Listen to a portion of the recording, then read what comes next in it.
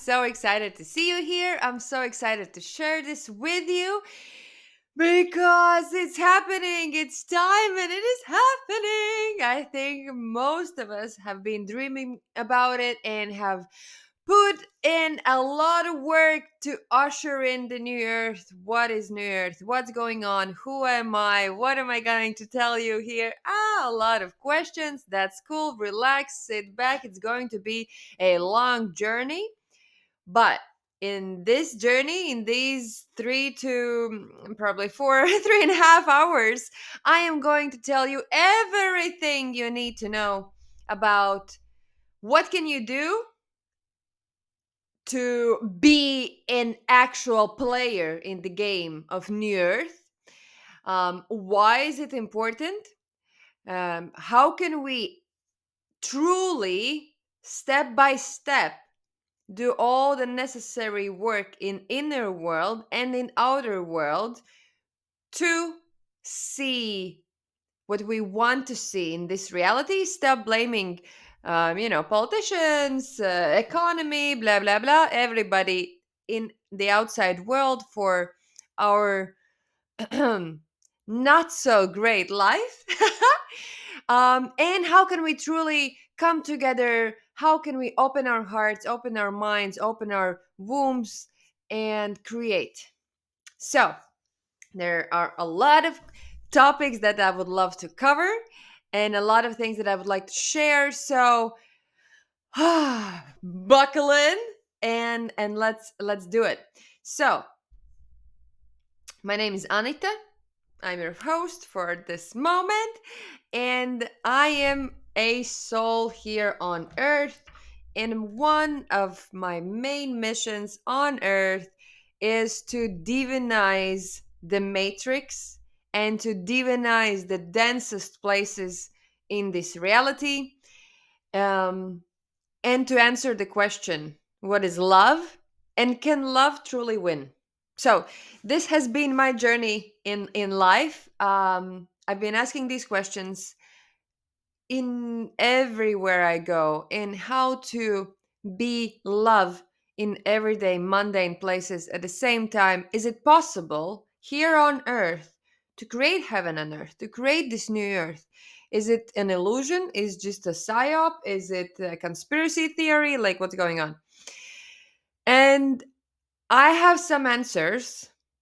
Are they true or not? I don't know. But those are downloads from God. I don't know, from my higher self, from my unique genius. This is what I have come here to do with this. This is what I have come here to share with the world, and this is me taking responsibility for my soul's dharma. That's what it looks like. Okay, on my side.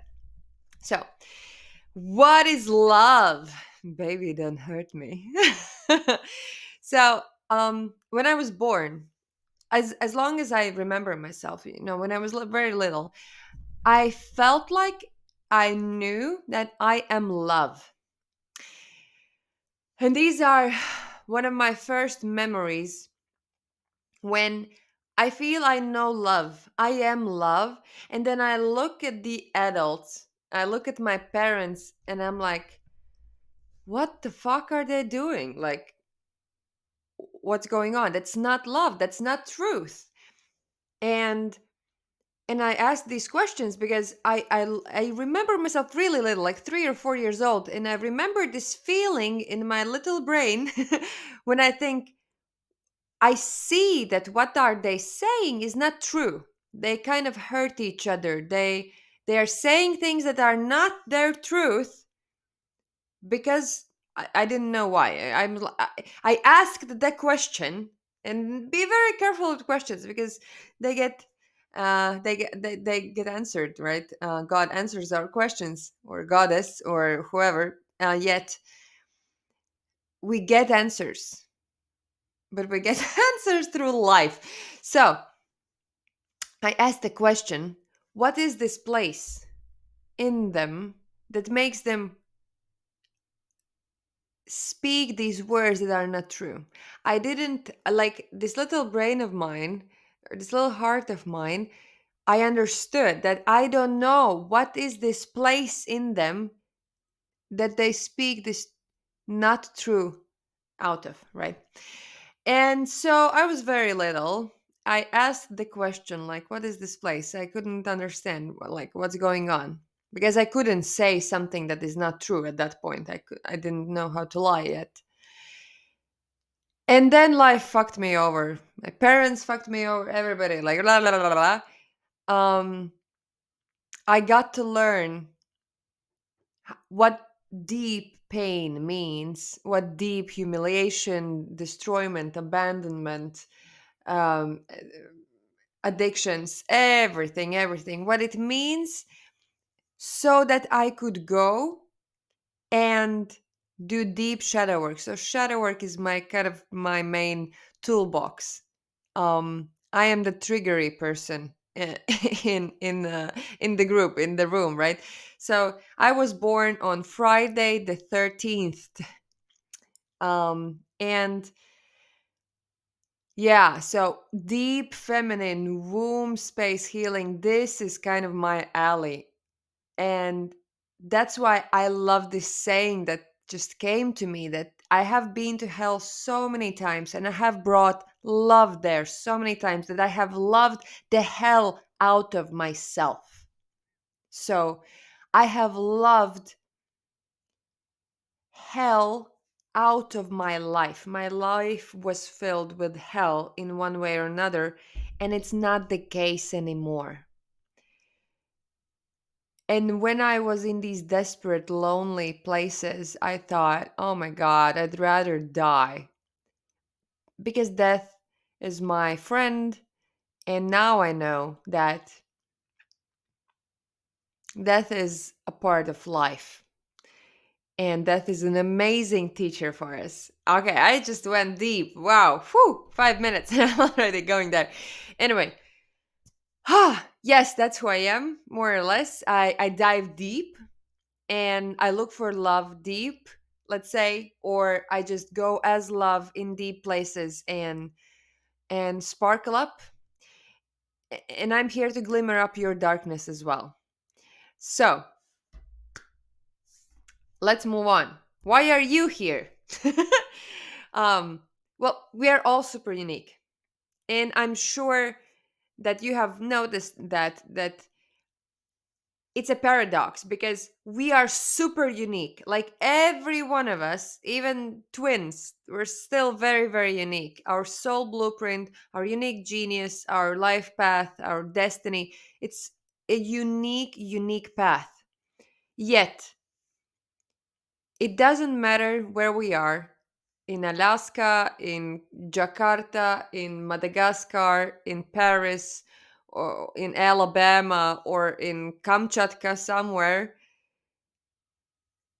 There's one thing that unites everyone. Everyone from the deepest depths of drug dealer dens to highest highs of Princess of Sweden's bedroom. I don't know. So there's only one thing that's common. There's only one thing that's common. And it's crazy. It's crazy. It's very cheesy. And yet, we all want to be happy. And that's just what it is. I have searched far and wide for answers about humanity and what's going on and what's happening. Who are we? Why are we here? Why am I here? Um, and the only thing that we have in common, we all want to be happy. We are all essentially good. And I don't believe in objective evil because I believe what is evil is just an illusion of separation created to, let's say, teach us. Okay, let's not go that down that rabbit hole, but every person do their best because they think that they it will make them happy. It doesn't matter if you're chasing men on the street, chasing women on the street, or someone is killing people. Even Hitler, he thought that he's doing the right thing. He thought it's going to make people happy, the world happy, and himself happy, and that's his destiny, right? So, why is it happening? Why are people sometimes confused? And why is it that we sometimes believe that, well, we always believe we're doing our best. And sometimes we fuck up so bad. Like, why? Why is it that this good intention, well, pavement to hell, no, but the road to hell is paved by good intentions, right? So, and it's very, very true. If we don't have discernment, if we're just uh, doing the best we can without actually going and searching for answers, without actually doing shadow work. I'm sorry, but in this time of age, like without shadow work, like what are you doing? What's happening?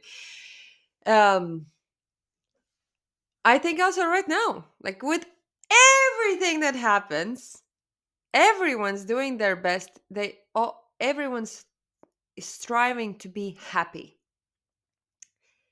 and it's just because of the wounding, it looks as it does. All right. So why are you here? Number like two, let's say, is that most likely you could identify yourself as the guardian of the earth, because that's my intention, to find these people, or let's say to magnetize these people, as I'm a projector 1-3 in human design. So I'm not going anywhere. I'm not looking for anyone. Not inviting anyone. I'm just being here as a signpost and inviting and magnetizing people in. Okay. So guardians of the earth are my type of people. Those are the souls that have come here in these difficult, turbulent times to do the dirty work, essentially, and also to reap the fruit. No, what's the word? uh, English is not my first language, as you may notice, but I try my best. Again, we all try our best, right?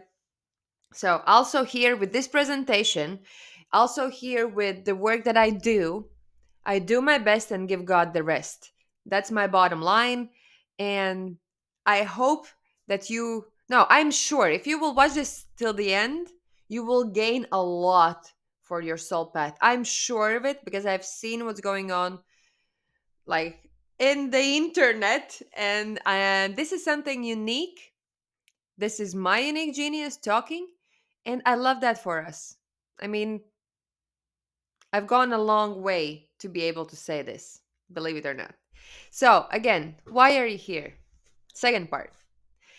I believe that people who are here and who are watching this and who are even contemplating what is New Earth, like what's going on, are those that have deep pain and at the same time simultaneously have big dreams, great dreams, amazing dreams, dreams that go beyond our minds, right? Dreams that seem so crazy, so out there, that they're just like, whoa, am I the only one, the weirdo, who still believes in love, who still believes in miracles, who still believes that we can create heaven on earth?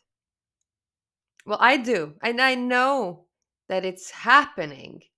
And I know that we each have our own ways how to ground that in, because that's deep soul knowledge that's coming through. And there are new soul technologies coming in our consciousness right now on Earth. But at the same time, these people that go deep, those are the ones who actually have big pain, deep wounds. Why? Because that gives us power. The deeper the wound, the greater the power. I have seen it in my life. I have seen it in my clients and my friends. So I truly see that the future is in the hands of the broken, because the deep feminine is rising and the goddess is rising, and the masculine is healing in ways that we haven't seen before. And all this atrocity that's happening on earth is there for us so that we could go there and we could see um, where it hurts. Because where it hurts, those are the places where we need love most of all. And the part of my mission and to ask a question, what if love was the president? You can already see the answer in the question that I am here to love the hell out of the world and the civilization. Um, I am here to glimmer up the darkness for as many people as I can throughout my lifetime. And I have done it for myself. It's crazy to think about it. And I'm not getting emotional. But politics is one of the densest places on earth, if not the densest, where love is needed the most. What is common for Hitler and Putin? They, their mothers didn't love them. And you can find it in their biographies. They didn't know mother's love. And we can see what people who lack love do.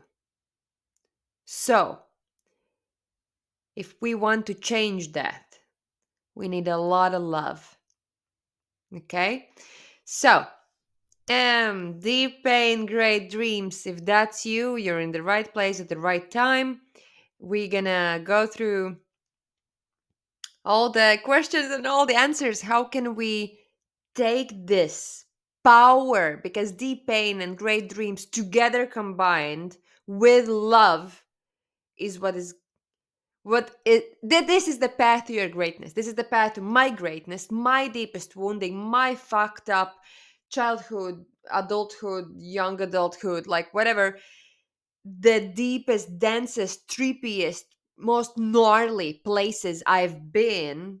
Now is my greatest power because I can say to people, I've been there. I know how to get you out of there. Like, all right. Anyway, this is going to be trip in consciousness and in your soul and in love and on earth. So, ready? Let's do it.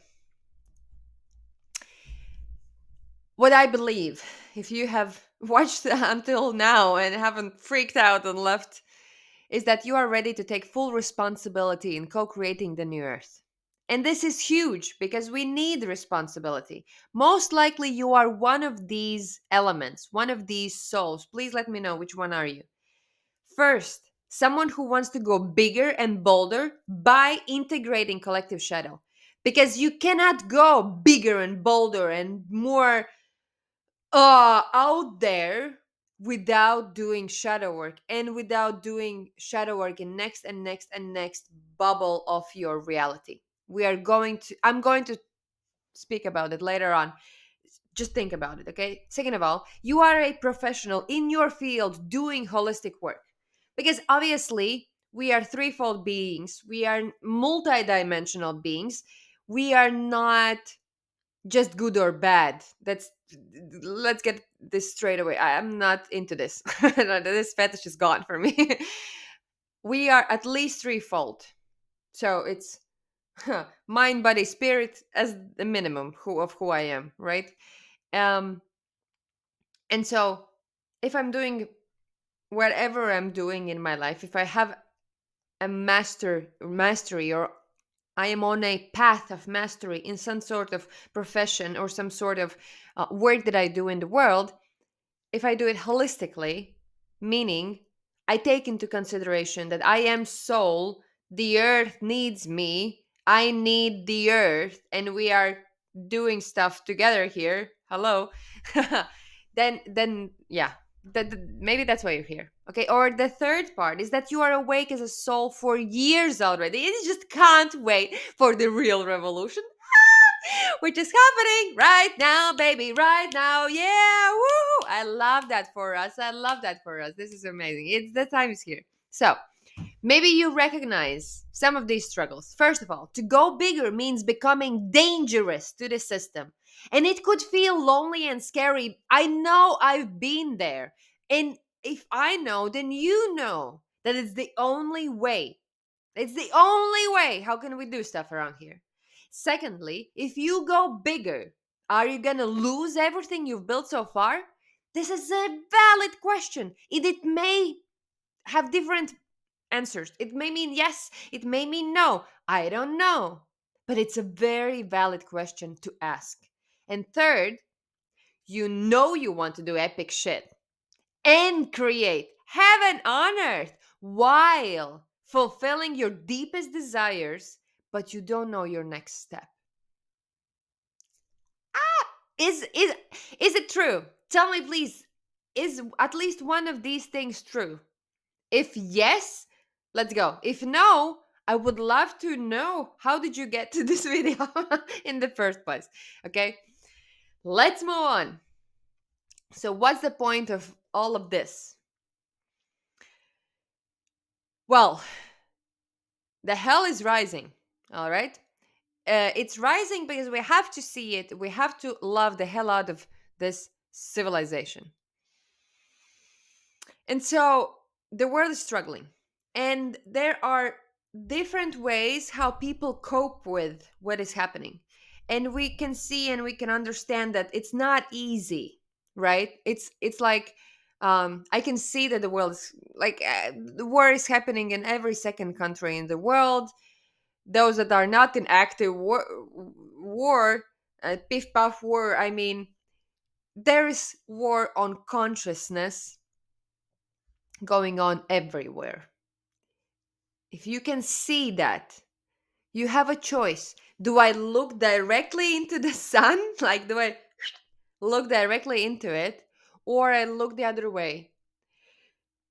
And there are points in life where both strategies are totally all right, right? There's point in our lives when I just have to go in there, understand what's going on, and feel the feels and see what it makes me feel, see what triggers me, see what maybe past life memories come up, and deal with it and do the inner work. Sometimes I just ignore all of it and concentrate on my work here on earth and just do my best for my clients, my people. I'm in the service where I can. Okay. And both of these options are fine at one point or another. But the thing is, when we actually open our eyes, like actually open our eyes and our hearts to what's happening, once we tap into this place where we are all one, if you have been there, you know. If you don't know, you don't know. It's an experience. If you know we're all one, it's not possible to live in ignorance anymore. Eve ate the apple. I mean, it's not possible to live in the ignorance anymore. And so we have to face the truth as it is. Like what is, it's what it is. It's nothing, it's not bad, it's not good. We don't judge it. We observe and take it all in. And then we can make a soulful decision, hard decision, how to activate this heart warrior, how to activate my unique genius, how to embody my soul so deep that my very existence transforms this reality, alchemizes this earth, and shakes it to the very core. And then I can smile, I can wave, and I can do the stuff I just need to do and do the epic shit that's been nugging you for years and years and years. So, how can we keep doing our job and address the bigger issues on earth, like child trafficking, pollution, slavery, debilitation, addictions, corruption, etc., etc., etc. All these things are happening. We are all one. That means it's if that's happening there, it's happening to me as well. Is the earth going to split? Probably. I don't know. It may be like that, it may not be like that. I do not know. Yet, I know that I have to do my best and give God the rest, and I'm doing my job. That my part at least. Okay. I know that you know yourself good enough at this point and you clearly see the paradox. This earth is a beautiful, magnificent, amazing miracle. It is very, very true. And at the same time, it's fucked up and it's rotten to the core. And I'm talking about more, of course, about humanity. The earth is fine. We have fucked it over in many ways, but the earth is fine. And I believe that if the earth would be pissed off, like totally, totally, she would just wipe us off in a matter of 24 hours. Doesn't matter. She loves us and she's still there for us. And and I love that for us. At the same time, I hate that we are still not appreciating her love so much as we could. Anyway, so what do we do next? Where do we go from here? It's a good question. It's a valid question, and uh, I would love you to think about it.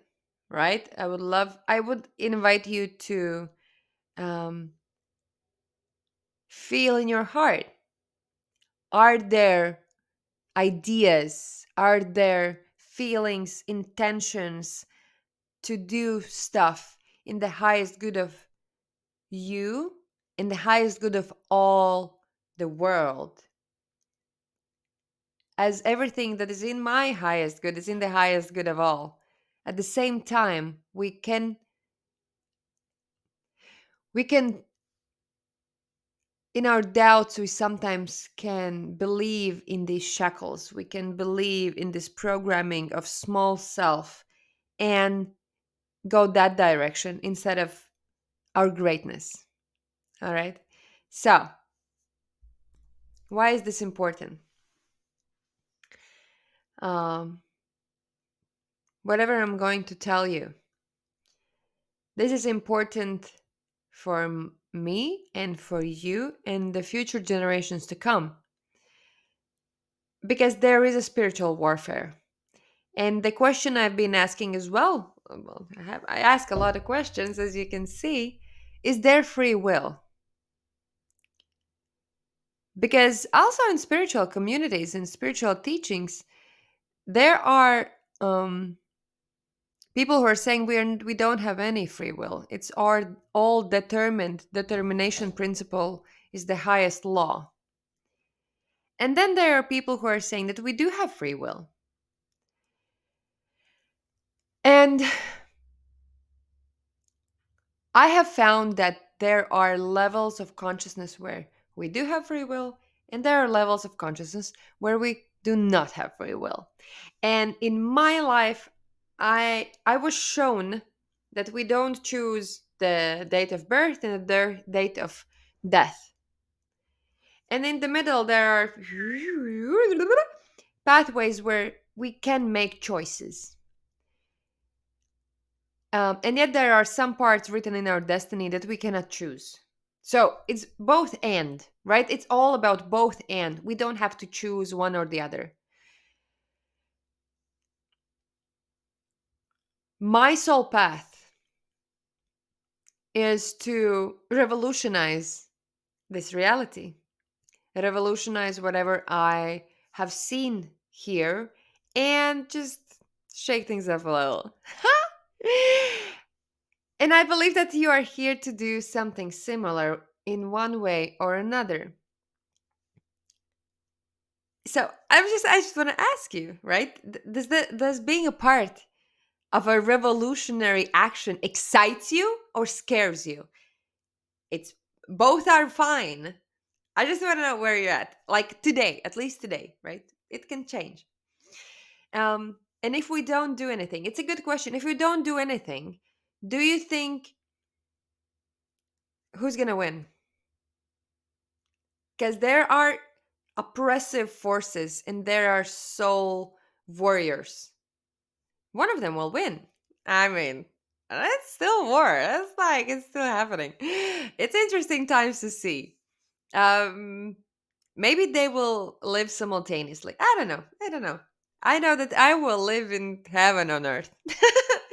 um, and also the question is, I know you have this nudging feeling here in the back of your mind saying and telling you the great things you're about to accomplish in your life. I know this, otherwise, you would not be here. I know that this is frustrating sometimes because who the fuck am I? I know I've been there. Like, who the fuck am I to tell you these things? Who the fuck am I to revolutionize fucking Earth? But I am here to do it. And at one point, it becomes easy. Once we do the inner work, it's just what is, it just happens. Because we don't have free will while we're in this automatization of the earth of our lives, right? We just do stuff, we don't think about whatever, blah, blah, blah.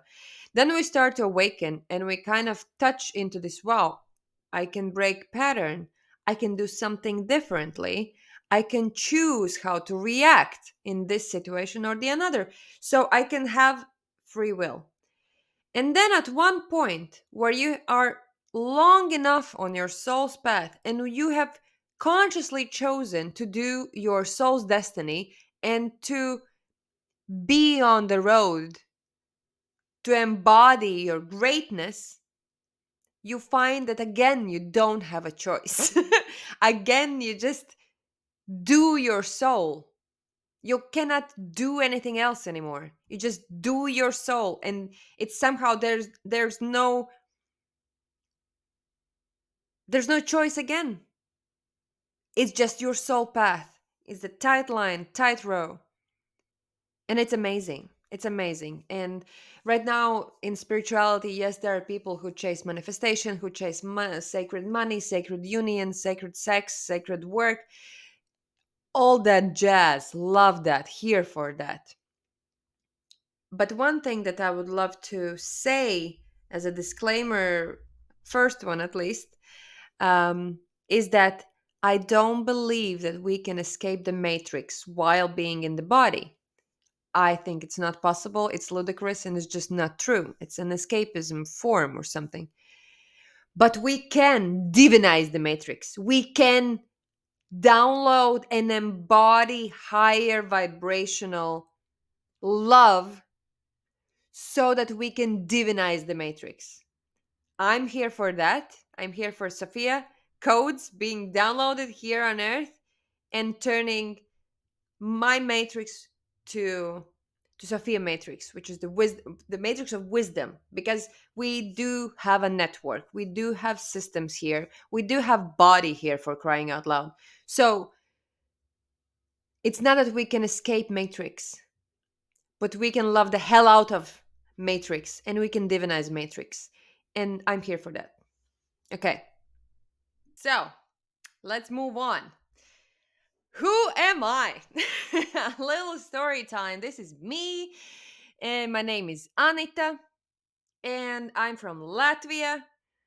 God knows where that is, right? Anyway, I love my life, I love my path, and I am from this sacred land of ancient druids and pagans, and this is where my roots are.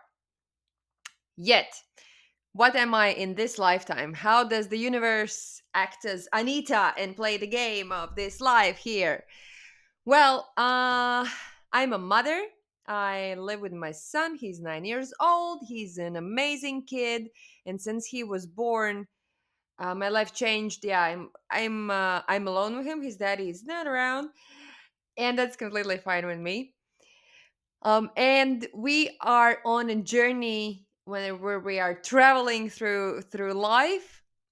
I have okay, a little bit maybe about education, like what's important in a couple of sentences, because I'm not gonna go in my life story. Obviously, um, I have come from a place of deep desperation, deep wounding in family, destroyed basically family life, where I didn't feel seen or heard at all.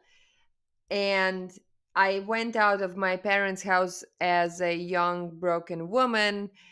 I studied. I have a bachelor degree in culture management. I studied in the Netherlands, agriculture and European Union funds.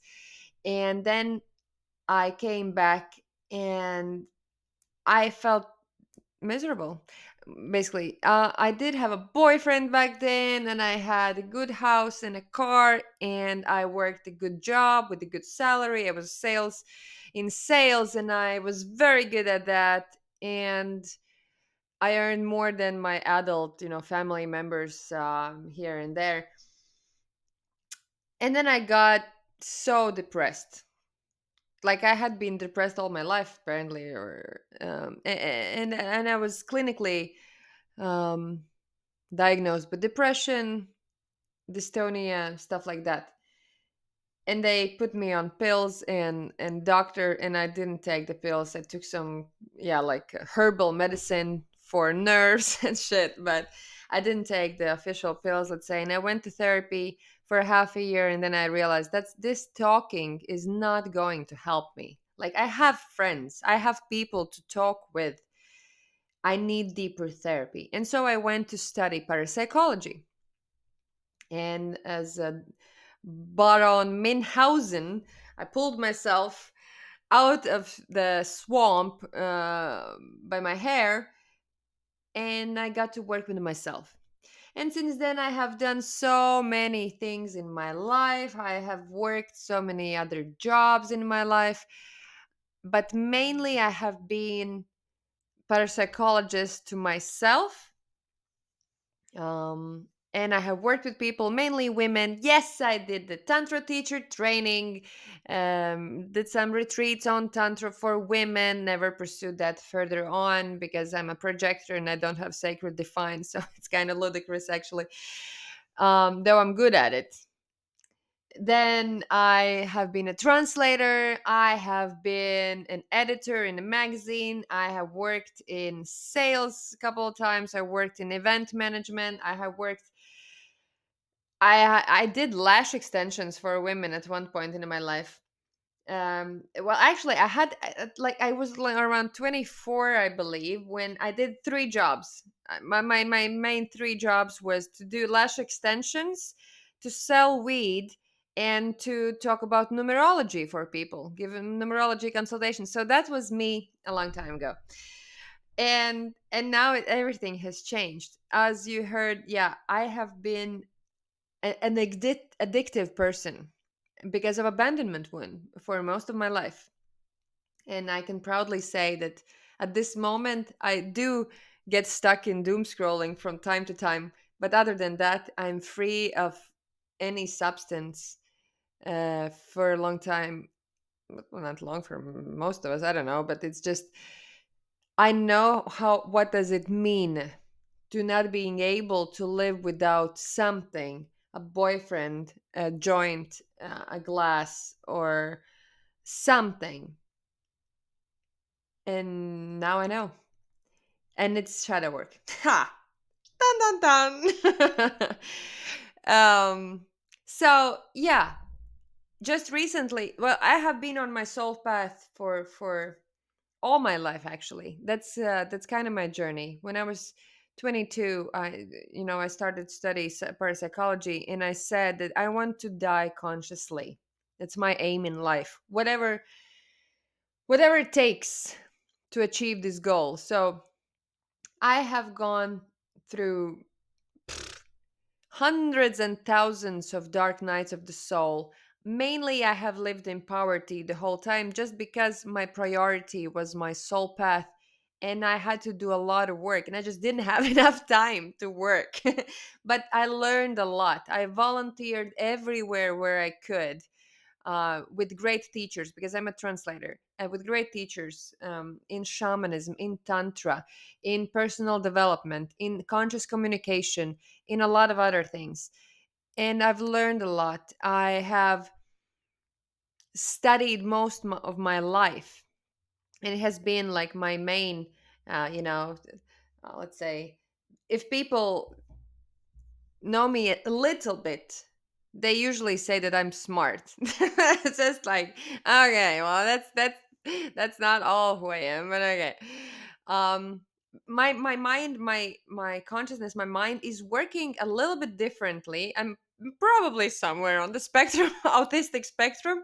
I don't know, I have never gone to check that because it doesn't bother me, but probably I'm somewhere there. And that's why I have been so interested in these topics, and that's why I have gone deep into this inner world, because what I believe, deep feminine rising and masculine and feminine, standing side by side in balance, um, is also the understanding of the seen and unseen worlds standing next to each other, and realizing that logic is one part, intuition is another part. We need all of it. We need um, all of our parts to be whole and not to choose, to accept ourselves as multidimensional beings, and and flow in that understanding, right? And flow in that beingness.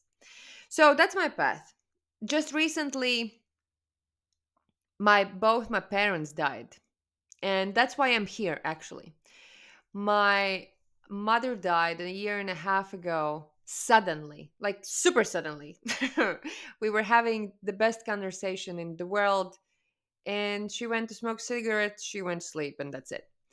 And my father was diagnosed with cancer already at that time. So we knew he had cancer already then. My mother died first, and finally, my father died a month and a half ago. And so I had to grow up real fast.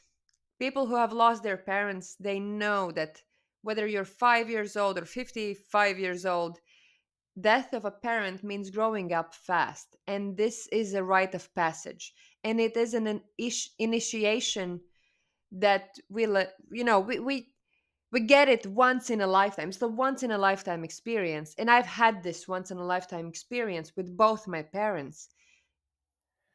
All right. There you go. Well, this is fun. I had to record this second part 4 times. Well, this is the fourth one at least. If this will be the successful one, this will be the one that you see. Well, something just happened with technicalities, well, the technologies. The thing is, it never happens, without a reason. So it's really my prayer that I finish this second episode in my highest good and the highest good of all. This is my prayer, and this is what I stand by. So, this is me. You heard the story about me. It ended a bit abruptly. Um, is there anything to add? Obviously, a lot of things. I'm an interesting person, but at the same time, I'm boring as fuck. Like, it's just, I'm super regular. Like, there is no one more regular than I am.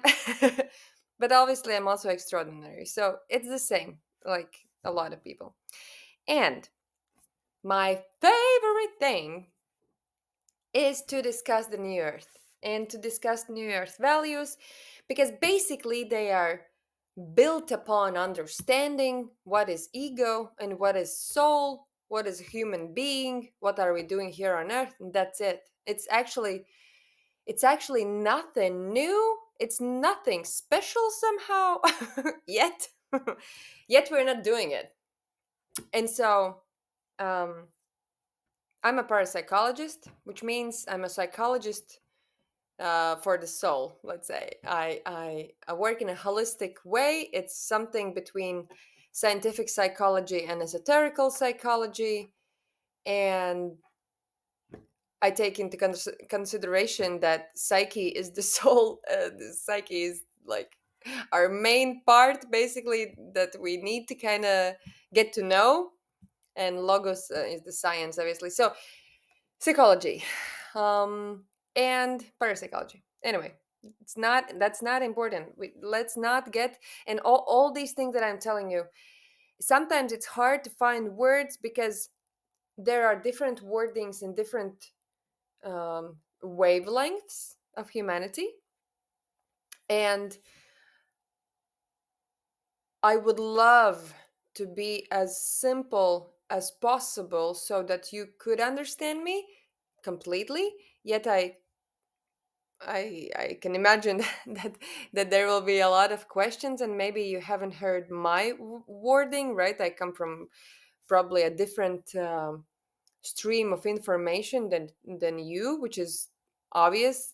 I come from a completely different place, and well, there are so many streams of information. Anyway, this is like that's what we're going to talk about just in a second.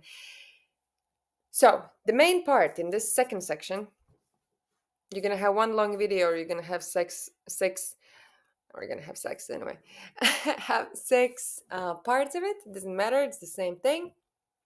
And here I would love to introduce you to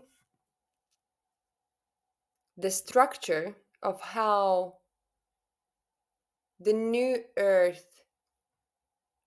mm, architecture is built upon.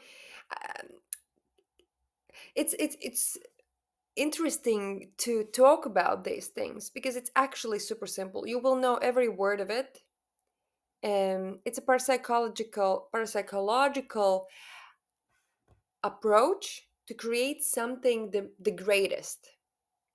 And so, if we want to create civilization, the greatest, based upon what we are now at this stage of development and this place where we're at on Earth at this moment in time, as I mentioned before, there's really one aim: how to make a happy, harmonious civilization. Well, that's my aim, for example. That's what I believe in still. Like, I still believe in miracles. Yeah, well, huh, I have healed my inner child deep enough so that I again maybe believe in miracles, but it's at this moment in time, like if these types of ideas, first of all, I've been thinking about it my whole life. And 10 years ago, maybe I thought it would be a miracle. It would take a miracle to make this happen. Right now, I think it's just inevitable. I think that's just what's happening. And it's just, I get really excited. I'm like, oh my God, this actually is happening. I can see it happening. And with tangible proof, not just, like, oh, I'm gonna blind my eye to this part and then. So, what do we do? Harmonious civilization. What I would love to tell you is that when I do these presentations, is that all these things that I talk about, they are meant to be talked in holistic way, which means there are three parts of everything. If we want to avoid duality paralysis, the stuckness between good and evil, yet oneness is a bit a stretch, then the next best logical part is Trinity. And everything here is Trinity somehow. That's what I believe. That's what I've come to understand.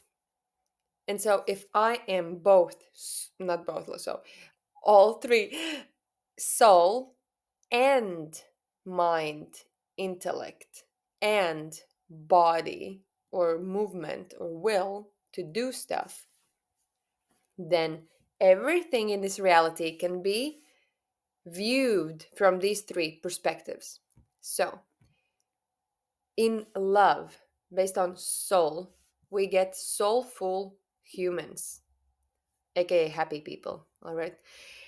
What it means, basically, there are people on earth whose soul is dangling somewhere on a silver thread in I don't know where, God knows where. And they mostly run because of their mind together with their ego. Okay? And what I believe the new earth is going to be built upon, or let's say who's going to build the new earth, are people who have taken and remembered who they are, which means we are souls in human body, and that means that I have taken these soul parts from all over the place, got them back into my body, cleansed them, integrated them, and so I'm a whole being now in my body using my mind or intellect. Okay, that's another thing. So, soulful humans, for me, what I believe is that how to be more full with soul, soul, soul. How can I get soul here in my shoulder? More, more, more. How can I let love move through me? Okay, this is what I mean by soulful humans. The next part, if we want harmonious civilization in our consciousness, okay, totally struck by sun right now. It means in intellect, it means coherent worldview. Well, honey bunny, we haven't had coherent worldview since ever, probably. I don't know. Right now, we are more fractured than ever before because this device allows, well, basically those who control internet to really divide us. And I don't believe in dealing with good and evil because for me, I believe that evil is nothing more than the illusion of separation. So this is the kind of um, coming back to oneness type of thing. Okay, I believe that every person, every human being is inherently good at its core. Even, so this is like another topic, but even like Putin, Hitler, what did they have in common? Their mothers didn't love them. You can read their biography or whatever. Their mothers abandoned them completely and didn't love them. So that's what happens when a human being as a kid doesn't get love. And when you read upon what happened with those guys or other similar guys, they thought they're doing the best thing. They thought they're doing the right thing. Okay? So, is it objectively good? No, because there's no such thing. I think there's authentic being. And we can get to coherent worldview once we actually start to systematize what is going on and sharing knowledge and accepting what is. Because if we look only at one part, and it doesn't matter which one, either we look only at the beautiful part and just, oh, I want to see only the beautiful things, or I'm just like, oh my God, this is wrong, and this is wrong, and this is bad, and this is awful, blah, blah. If we look only at one or the other, that's not true. The truth is kaleidoscopical, or all this information that I'm going to share, it's going to exercise your thinking into accepting paradox as a completely true thing. So, one truth is only high truth if the opposite of that truth is also a high truth. And so, in this situation, we always have to find the third party or the place it's happening or the neutral force that's observing it or something, but there's always three parts to it. And so, coherent worldview means that whatever is going on, we have to look from at least three sides, if not seven sides, if not 12 sides, if not 48 sides. Okay. And all of them are valid and all of them has a place to be there. And that's what means coherent worldview. We're going to go further to understand this. And then, obviously, earthly abundance, aka sustainable economy. Well, honey, I think scarcity and poverty mindset is generational trauma. I have had scarcity and shame so deeply ingrained in me. At the beginning, I was thinking about these things like 10 years ago, and I thought that Like, I want a society without money at all.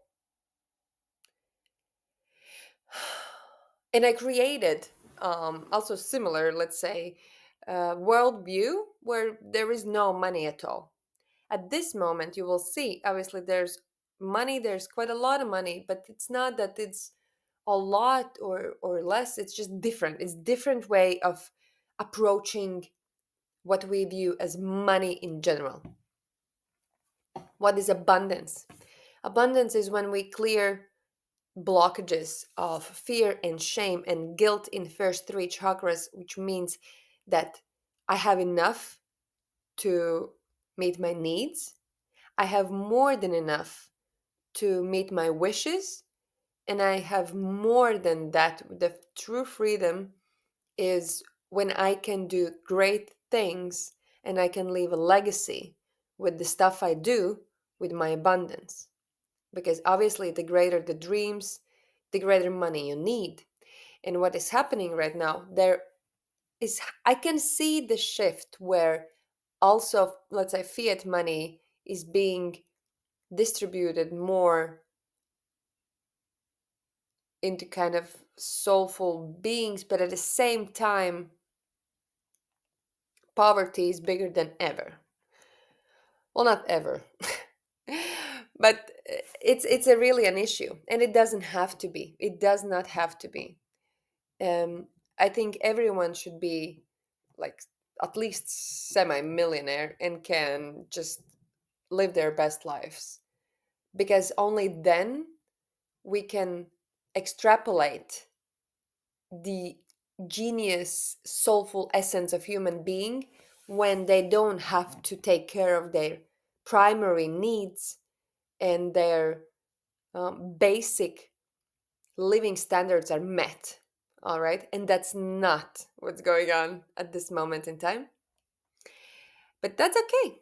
That is completely okay because we can totally, you know, change it. Okay, let's move on. Let's see. So, happy people. Again, you will notice what am I doing here? Love, intellect, will. So each of these, we will go and how to say, divide further on into three: love, intellect, will, and then again into three: love, intellect, and will. All right.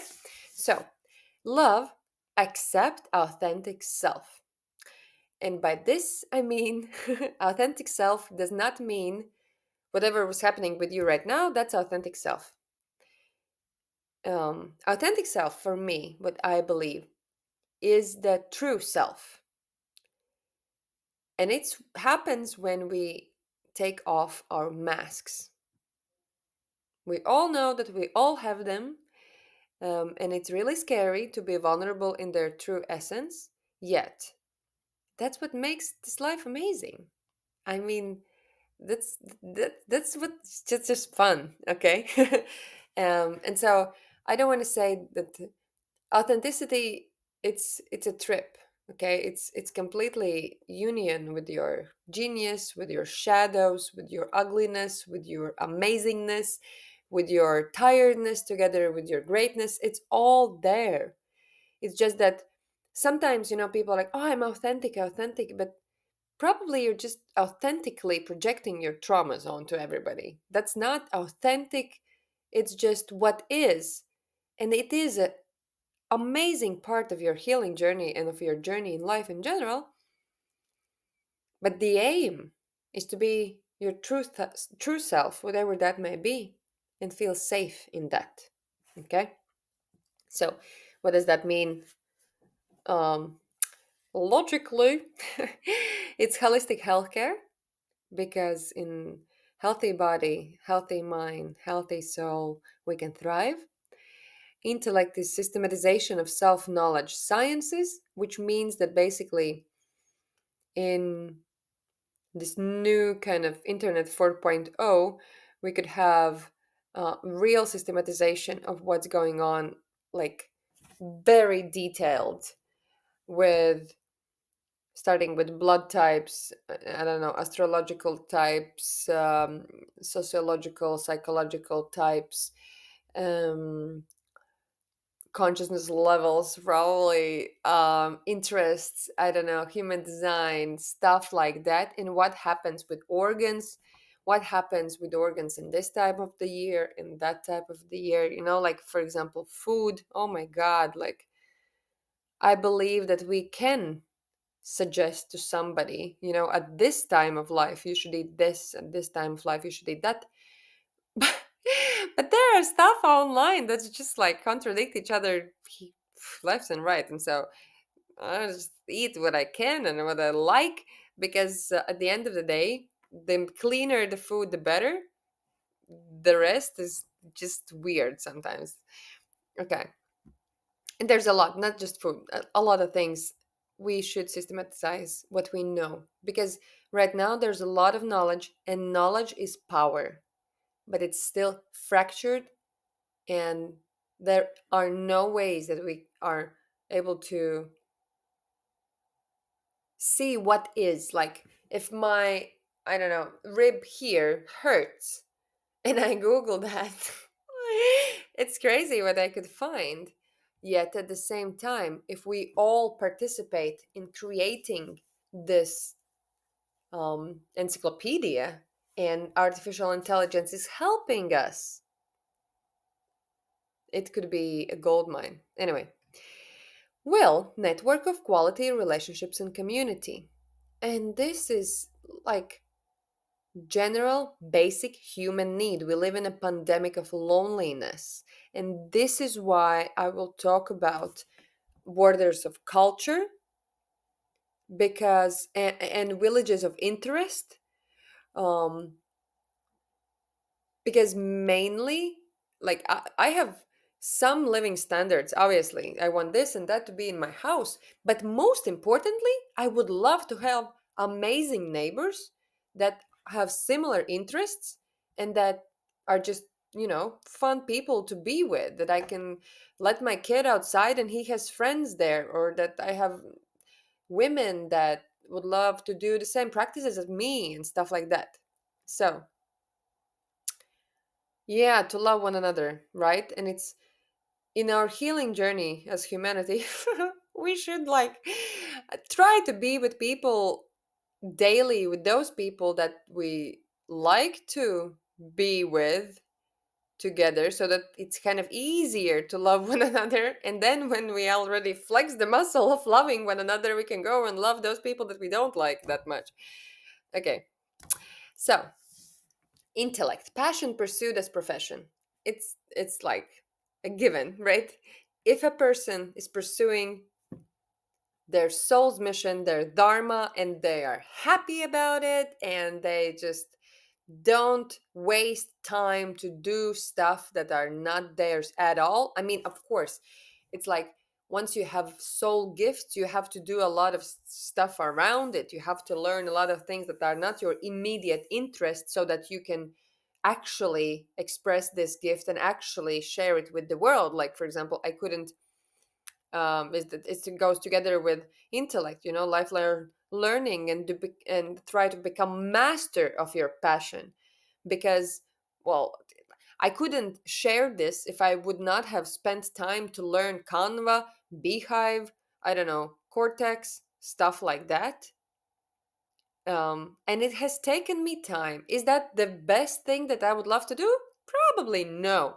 But as I love to learn, I switch my dial to, hey, I love to learn. Let's learn this because this is going to help me do the stuff that I really love, which is share this information with people and teach people and guide people and inspire people and talk with people and blah, blah, blah. That's my gift. So I need this. And so I learn all the time. Again, right now and previous centuries and thousands of years and blah blah blah, the main power has been money and force. Right now, the power is wisdom, knowledge, and the ability to accept stuff that is there. And I wrote in Will, I wrote experiment with human design because I already mentioned, or I will mention after this, that I think So humanity is supported from different levels, and we have been given information and technology that is going to be necessary for us to actually create this new earth. For example, Bitcoin is one of them, and human design is one of them, and other stuff. But human design, why I love human design, because it's about the mechanical way of my body, right? And it tells me, it's like a manual. It tells me what how my body feels and is when I'm my true self, and what is happening when I'm my false self, and what's happening when I'm together with other bodies. So it's the knowledge of the body. That's why it's in will, right? Will as correlation to body, and that's mechanical knowledge, very mechanical. It gives you, but it tells about the potentials that are there, but you can use them, you cannot use them, blah, blah, blah. You can live your false self in a very high level. Like I'm a projector, right? When I was in university, I tried to be the most generator queen of generators. Like I could do it. I was deeply unhappy, and my body shut down from time to time for a long time, and so I couldn't do at all anything. I didn't want to do anything at all anymore. And so it just, I was in my false self, and I can totally see it now. So let's move on. Conscious entertainment and creativity culture. That's will. Obviously, we all need to have fun, right? That's just cool to have in your life, and it raises your consciousness and raises your vibration, etc., etc. So, collaborate to mature a society. And culture does that. I mean, where we gather together and we listen to music, we have fun, we dance, we do stuff. If it's aimed towards maturing, it's just good sense. Because nowadays, most of the people are grown bodies, but with teenage or children attitude, mind, or problems. And that's not even, obviously, we all have responsibility, but it's not even each individual like problem somehow, because if you live with people like that, you just think it's okay and it's normal, right? We don't have rites of passage, we don't have as much initiation processes as we used to have, and that's really what, well, it has created a society like that. And so intellect, culture, and entertainment are built to teach and inspire people to become their greatest versions. There are a lot of artists that are doing that, and I love them, and I listen to them, and I watch them, and the movies and the music, and even like clothes and stuff like that, right? To just be your greatest version possible. You will never reach it, but while you go there, while your path leads there, you're gonna have a lot of fun, and you're going to learn a lot more than you're just, you're, when you're okay with mediocrity, you don't learn a lot, you don't have that extraordinary life, and life doesn't teach us much. Intention, where intention and attention goes, energy flows. That's why we set the intentions. And if I set an intention to live an extraordinary, great, amazing life, that's what I'm gonna get. If my intention is just to live calm, it's okay life, in my bubble, and you know yeah, you can do that, but maybe you can be great. I mean, I don't know, what do you think? I don't know. Will maintain high quality culture environment. High quality is a tribute to goddess and a tribute to the earth. And it's in will, because it's connected with sex and with body. As we as a society, if we have cheap sex, we have cheap world, right? Sexual energy creates everything, and so the more we have low quality sexual life, The lower quality is our culture and environment, but we can start with both ends, so it doesn't matter. Let's move on. Coherent worldview. Equality. We all care about equality nowadays. That's fun. But what does that mean? We are not equal per se, but we should have equal opportunities to thrive and to strive to our greatness. All right. And it means awareness of each individuality as part of the world. We are super unique. Not everyone will like what I do. Not everyone will want to do similar stuff that I do, but I need those other people. Otherwise, we wouldn't, function as society, as civilization, as humanity. So let's just accept that we are different and let's support each other in this journey of individuation. That's kind of Jungian language, right? And then it's just more fun. Intellect, money as voting system. Um, we are already using money as voting system. If I'm using money to buy this thing, it means I'm voting. I want more of this, right? But at this moment, there are a lot of times there are very limited possibilities. Where can I spend my money? Um, well, okay, it's debatable. Anyway, uh, I will tell about this more about economy that is based on not a voting system that's for people. It's a voting system for ideas and for stuff that we need and we want. Nothing else happens. There's no gain for who's the richest. Um, the aim is not money anymore.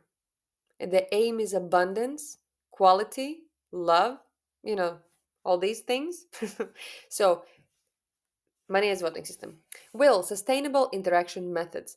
This is huge topic. There are a lot of things underneath. One of these is Internet 4.0, um, which I'm going to get into detail in next videos, in next parts of this same video, if you're watching the long version.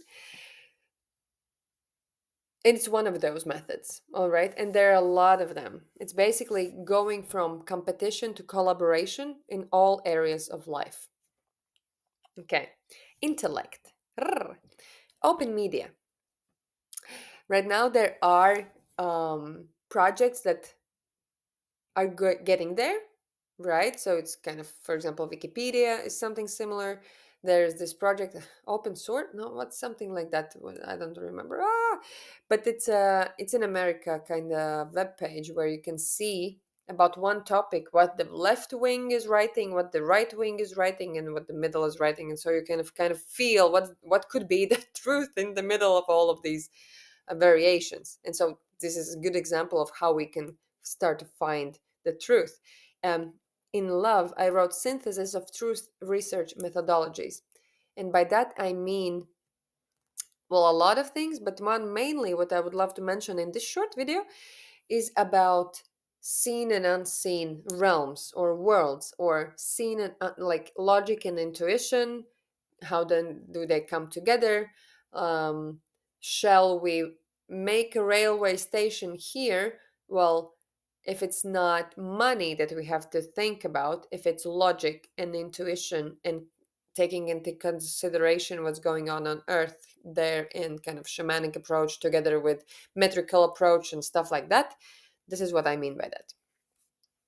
Intellect, co-replenishment of information. And it also means it's something the Wikipedia style, basically. If we have news, if we have an event that has happened, it's cool to take different viewpoints, um, and yeah, try to find truth, try to find what is from all perspectives together.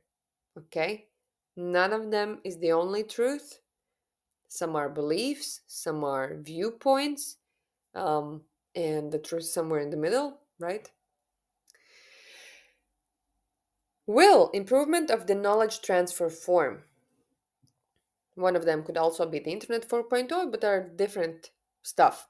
This is something that we can search long and wide and come up with new technologies, new inventions. Let's do it. There's a lot of possibilities. Open travel possibilities in will. The first one is global citizenship, culture borders.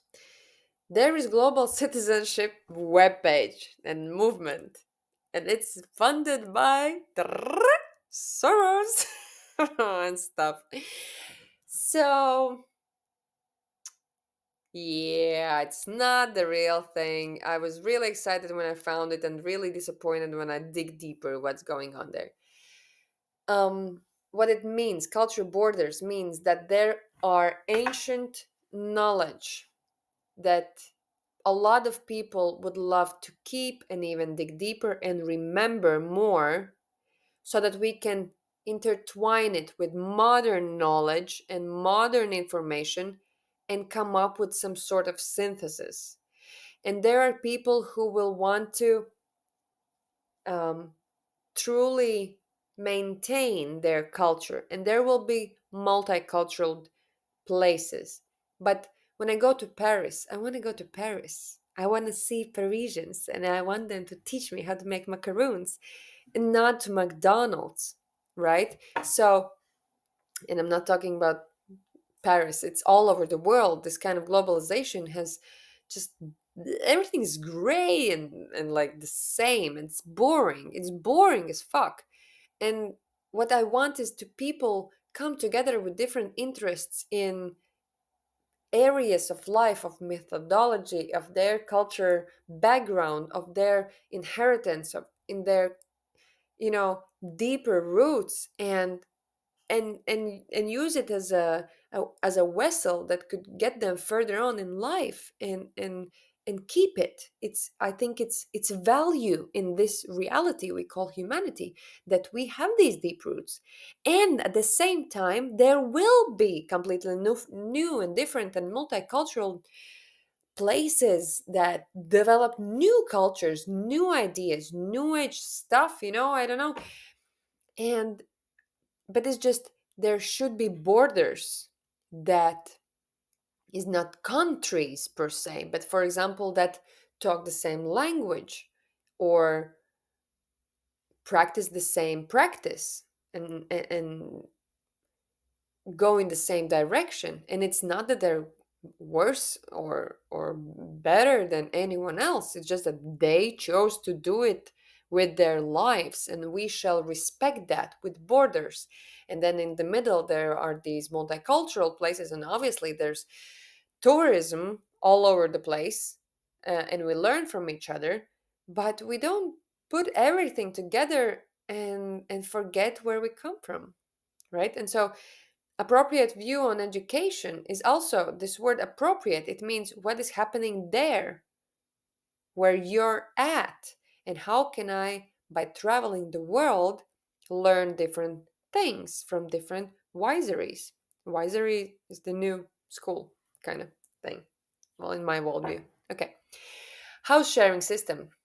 It also means that there are a lot of houses.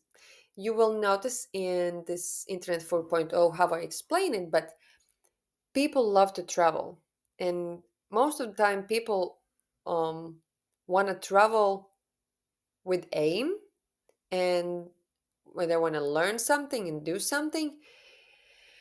And there are people who want to stay in the same place their whole lives. But if we differentiate also housing for different parts of your life, like different housing for when you're single and you just want to live with your girlies in one house, and then you meet someone, you want to raise family, you change the place. And then when you're elderly, like there's possibility to rot in your apartment, or there are amazing houses meant for that. And it's okay to change locations, and it's okay to have these uh, shared houses, which means you live there for a while, for half a year, 15 years maybe, but not your whole life. It doesn't mean that there won't be people who live in one place in their whole lives, but this sharing housing system means that we can take responsibility for houses and for buildings and for real estate in general, and use them in appropriate time of our lives and our interests, um, so that we can learn more, grow more, travel more, and be more awesome. So I could go in each of these sections for deeper and deeper and deeper. It's just we'll do that one some time. Okay, and the last one, sustainable economy. From love perspective, ecosophy as part of politics. For me, it's important because I'm all for the guardians of the earth being the new politicians, and Sophia is wisdom, ecology is, friendship with nature and the earth. And so ecosophy is wisdom about who we are as part of the earth and this seen and unseen universe. So this should be part of how we create politics. In love, I wrote Ministry of Shamanism, but shamanism, when I say shamanism, I mean the collaboration, the connection with the unseen realms. That's what I mean by shamanism. Obviously, that's not really a definition, but all the words fall short. Priestesshood, priests, psychics, clairvoyance, blah, blah, blah. Let's say Ministry of Shamanism, which means, yeah, the unseen realm. Okay. And the energies behind stuff and ideas and places. Okay. Intellect means waste control and recycling methodology. This is like a grand topic. Netflix released amazing documentary about it, by the way. I forgot the name, obviously, but once you like about waste, something about waste and the garbage, the amount of garbage we have, I believe we should just bluntly stop producing stuff that are not ecological. Just stop doing it altogether. We have enough garbage to make another planet already, and we are doing close to nothing to deal with it. But why? Because, okay, why? It's a good question. Because we already have all the technology. It's not a lack of knowledge. It's not a lack of technology. It's not that we don't know how to do better. It's that we choose to do the easiest and the cheapest way, not the most sustainable way. And it just hurts my feelings that it's happening like that. Yet it's happening like that. Um, if it's not durable, if you can't make shit that lasts a lifetime, don't make it at all. Let's just stop producing waste. Okay, I can go on and on about this. Let's move on. Ecological agriculture. It's just basic things. And it's completely false that we can't feed all people if we're not using insects and stuff and chemicals and blah blah blah. That's bullshit. That is utterly stupid enslavement strategy. Again, I'm getting emotional. Not let's not go there. Holistic anthropology as basis for law. Holistic anthropology means understanding about what a human being is really. If we understand that we are souls in human body exploring this consciousness. Okay? Love, cosmic law implementation. Self-explanatory. Intellect. Artificial intellect deals with bureaucracy, blockchain, and stuff like that. A lot of people are afraid of artificial intelligence. My take on this question is that if me as soul, if I grow bigger than artificial intelligence and work with it together, I can give artificial intelligence all the stuff that I don't want to do, that's not creative. that's repetitive, that's analytical. Well, I mean, obviously, I love to analyze stuff as well, and I would love to co-analyze it with artificial intelligence. But there's stuff that I don't want to do it. Not because I'm lazy, but because I could do a lot more with my unique genius, a lot more with my art that helps humanity thrive. There is artificial intelligence I is not going AI. I mean, AI is not going anywhere. It's here to stay, and it's also a helper. I truly believe that. I was crying when Zuckerberg announced Meta World. I looked at it and I was crying like, fuck, this is straight up from mediocrity. Yet, artificial intelligence can be used as a tool. It's the same as knife.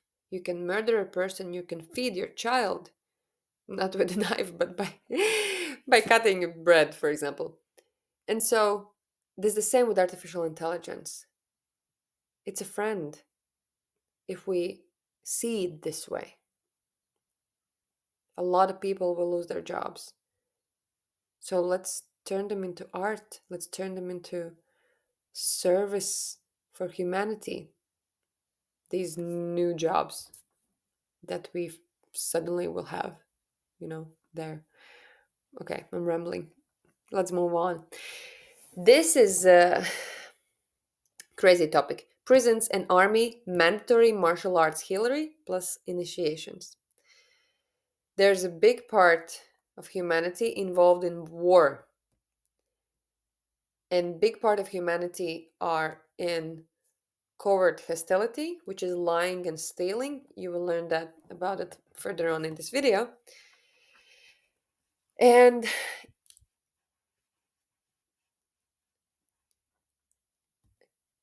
they need healing. And that's all. It means that if you forget yourself for a little bit and hurt somebody else, forget the Jesus inside of your heart who said, love one another, then you need healing. You don't need prison. All right. I believe that I'm cheesy as hell. I mean, I think love is the answer to all of this. I think love is the answer to all of this. So, um, take it or leave it. But I think people needs healing more than anything. Okay, with love, just love, and honestly, just love. And so the last part is global abundance strategy. And first of this is culture of sexuality. And we all know that sex sells. We all know that sex and sexual energy is the very basis of creative energy. And that when soul is making love to my genius, basically my masculine, inner feminine are making love within me, I get creative energy that actually creates something useful and logical and amazing in this world. Okay? And culture of sexuality is getting better. But it's like crazy. It's crazy what is considered normal and what is possible.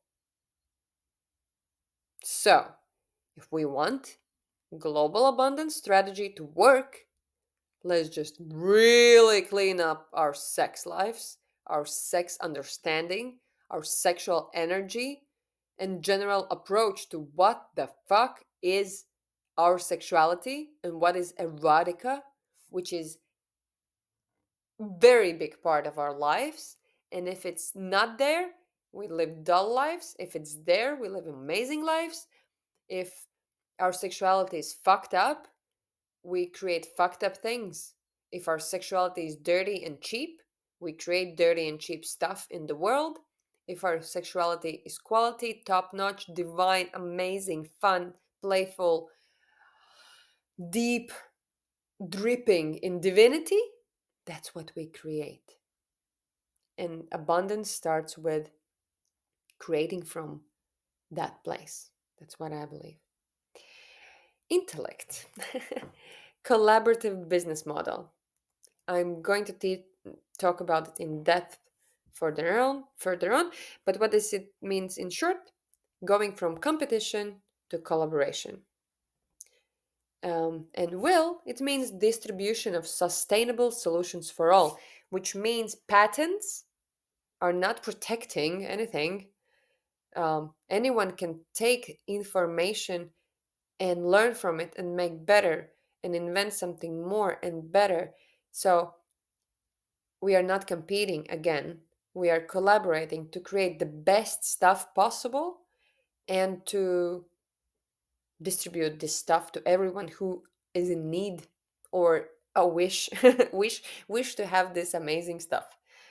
Something that's just wonderful, beautiful, and both ecological, artistically aesthetic, holistic, and just wonderful in all possible ways. So this is the part where you kind of take a look at these things and really feel what you feel, and take a look at where is your dharma, where is your soul path. And next we're gonna see, so what's the plan? All right, so we have heard this story, all nice, yeah, yeah, yeah. And so, what's the plan? You're like, okay, that sounds all right. You know, if you think that whatever I was telling you up until this point, you felt like, okay, this makes sense. What's next? Like, what's the plan? Honey, I gotcha. I got you. I have a plan. Is it directly mine? I don't know. It comes from my unique genius. It comes from whatever source helps me to guide my reality towards a greater and better reality. So it's my strand of connection with God directly. That's what I believe. And yeah, I have a plan. So let's do it. First of all, again, love, intellect, will. What do we need? It's a numbers game. As I already mentioned, I can't do it. Like, I can't do it at all. It took me years to get over these ego issues of how can I do it alone? Because I could not see people talking about these things. Um, there are a lot of stuff happening, yet I hadn't seen a real plan. Like, what shall we do? There's still this kind of fighting paradigm. And I was in the fighting paradigm as well, obviously. And so it's a numbers game. If you think that this is something legit, if you feel like this chick has something going on and we shall, like, put our heads together and probably actually do something about it, then let's do it. Share this information. Let's discuss these topics. Let's go deeper, right? Once we are millions, we can create our own country, or I don't know. The possibilities are endless. Or the earth will split in two. Why and how? You may find answer to this question once we go through this presentation. I'm not going to talk about the split because I don't know if it's going to be like that. uh i- is everybody going to want to do it? I don't know. I don't think so. So somewhere in the middle. So in the land of intellect, I believe we have to build and use Internet 4.0 and ditch any resource of control. And this Internet 4.0 would be the vehicle to New Earth, would be the thing, the bridge that. So there's this current situation, and there's New Earth. And for naked eye, they seem like two different realities, right? They're too far away. But it's not true. We actually do have all these things necessary. but we have to bridge, we have to kind of mind the gap in a very conscious way. And it had never been possible, and now we have the technology, and now we have people who are actually very good at creating this internet 4.0. Maybe because the parts of it are already there. I could even say like this: parts of it are already there. um, and so how can we just make it one coherent, awesome internet? It's not a new web page, let me tell you this. It's a whole new stream of internet. Okay. And I'm going to talk about what should be there. And obviously, the will, and that's kind of my mission that I would love to do. Well, I'm a projector. I'm not going to do it. It's crazy because as a human being here on earth, obviously, I'm in this, I have to do it, or I want to do it, let's say. And as I already mentioned, it took me years to step out of this ego that I'm going to do it. I am not going to do it. Yet I will inspire this change to happen. And I am a philosophical leader because I'm the love aspect of like this. Yeah. The, not only love, also the intellect, but and the will, but mainly it's more the philosophy on which we can build the new earth, and not the actual hands-on building brick by brick. Okay, I really truly thought that I should build it, and then yeah, I went through journeys, I went through initiations where they told me, yeah honey, but you won't do it. But you have to tell the story. So that's where I'm at.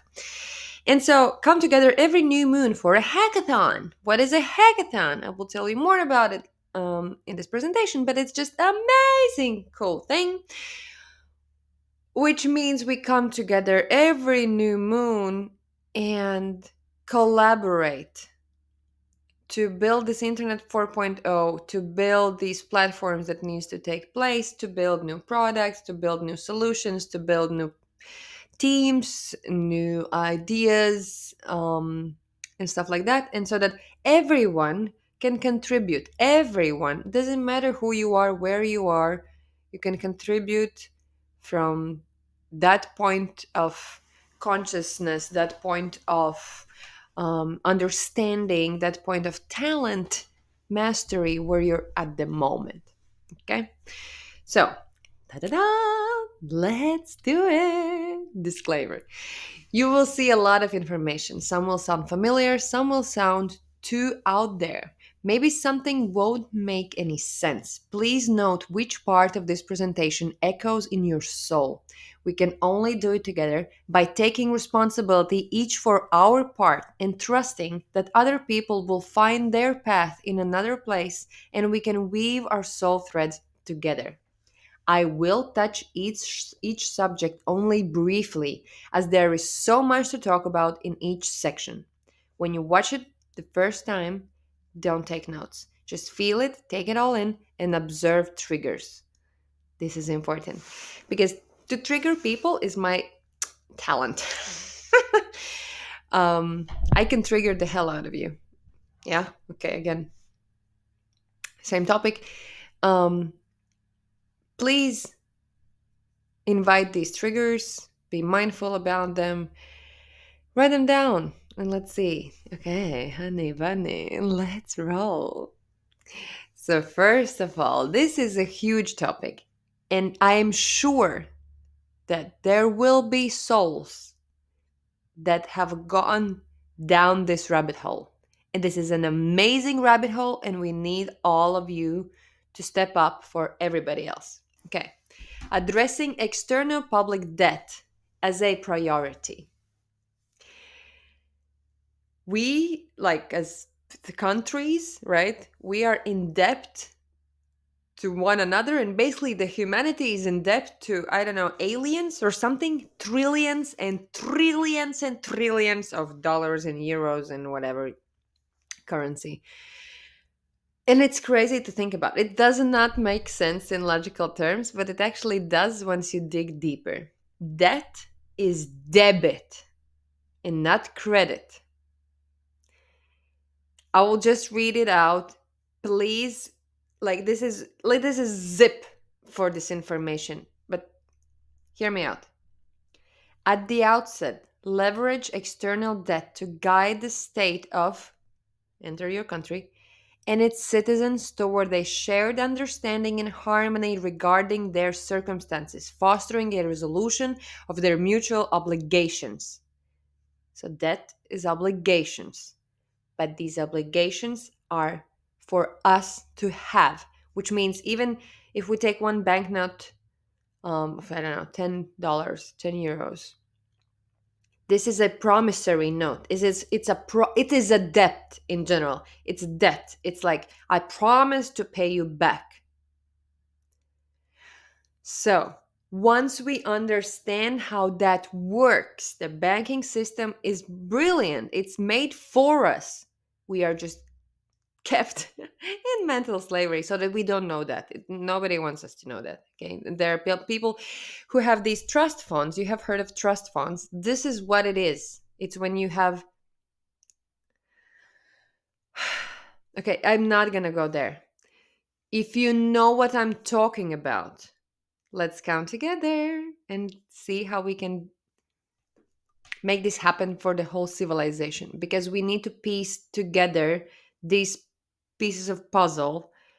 And once a person enters this new internet, let's say, they can actually move through this process to reclaim this debt as their debit, as something they have, not something they don't have, in easy terms. Okay? And this is amazing. To have a debt, it's cool. Like those who have big businesses, they know they're happy to have debt. Let's move on. Those who know, they know. If you have no idea what I'm talking about, that's cool as well. It's not an easy topic, but I have gone through this for a while and I understand that it can be possible if majority of the people do it. Then it's easy like that, because it has to work together with this next slide.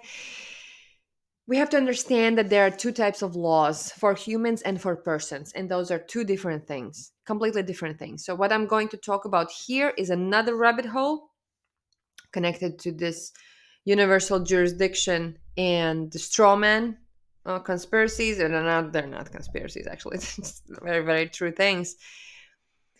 The question: do you know what is your first document in your life? I didn't. I thought it's my birth certificate, and it's not true. And why for me this was important? Because I go into women empowerment, into womb reclamation, womb power reclamation, and divine feminine rising, the goddess, la la la. This is my path, okay? This is very grounded way of reclaiming power of the womb. I thought that in our jurisdictional system, everything is passed on in father's lineage, surname, father, inheritance, everything goes down that line. And it's not true. What I found out is that um, in jurisdictional system, everything is passed down the mother line. So mother goes to a hospital and gives birth to a baby. The government sees there's a new source of taxes. And the mother, not knowing what she's doing, signs a paper that basically means that she gives A, new vehicle information statement, B, manufacturer's certificate of origin. And that is the most important document for human being. And it's called the registration of birth document. You have the same for cars and shit. And so the one who holds this document is holding the ownership. The problem is, no one will give you this document. This is what our system is built upon. Okay? So I tried to get this document. I went on a journey. For a year, I studied these things. And I got to a one point, quite far, not till the end of the process. Yet I understood that it's all cool. It's amazing. This rabbit hole is amazing. But it works best if we are many. If there are only a dozen of people in the country who do it, yeah, but it's kind of the feeling of I keep fighting. I keep fighting for my rights. I mean, I can. It is an expansion in consciousness, definitely, definitely. It's a spiritual work, but it's still fighting. And I got tired. I got bored of the fighting scene, and so I got the copy of the document. They didn't want to give me even that, but they have to kinda. They gave me the copy. I went through the process where my mother wrote a testament and will that she gives this property that is my, social number, my persona in jurisdictional paperwork reality, my persona that's there, um, that you can, and that's why government can fine you, can take your babies because they don't belong to you. This is the reason why it's happening like it's happening. And so if you have no idea what I'm talking about, you can check out topics like reclaim your securities. Because, yeah, we're all, if we haven't reclaimed our securities in jurisdictional terms, we are all minors. We're all children. So we are not mature, basically. You can read the Code of Federal Regulations 363.6. Please do it and contemplate on what are you reading there. And also Universal Commercial Code, or UCC, Universal Commercial Code 8-102. If you read these two documents plus Google what reclaim your securities mean, you will start to dive into this rabbit hole of strawman persona and what a human being is. It is amazing. It is part of reclaiming womb power. It's super important to understand that this is a part of divine feminine rising as well, and divine masculine has to step up to basically protect bodies. Let's say it's just body. It's body who is, each body is producing energy. Energy is value, so therefore that's money, that's currency. This is what our money system is built on. Let's not go there because as I said, I mentioned, I studied a year these things, went through and studied this law. um there is no point of asking lawyers about it because they are so much in the box. If you're a lawyer watching this, there has to be conscious work done in order to basically break the law that's in your mind so that you can grow into being a king or a queen in the face of law, because kings and queens are as king. I like the word of the play of words.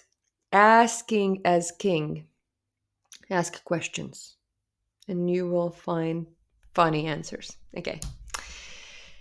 So, once the shift happens, well, like this far, once we understand that we are not a debtor but a creditor to this huge system, once we have done some legal work and learn, well, it takes time, it takes some effort to get there, but if we do it all together, it's fun and it's super empowering, and you actually become the beneficiary of your life.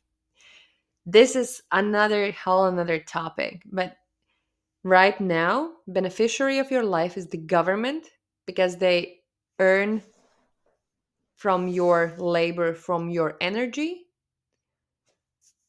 The grantor of this are your parents, and you're the trustee, a minor. The shift happens, and soon it will be like this: the beneficiary of your life is you, and the trustee. is the government. They will take the paperwork and they will take the responsibility for shit that happens.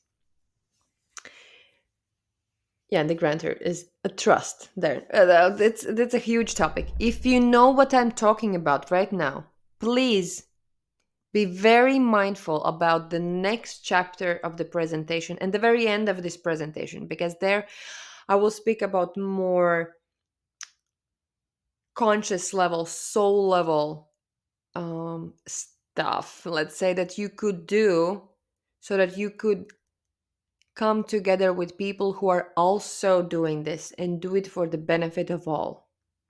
Because it's not my demeanor, not demeanor, it's not my main topic, okay? I have gone deep and this is amazing topic.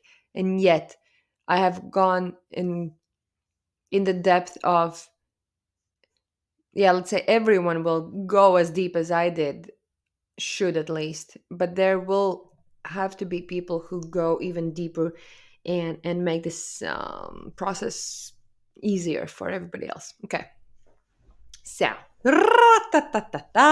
blockchain, you just gotta love it, you gotta love it.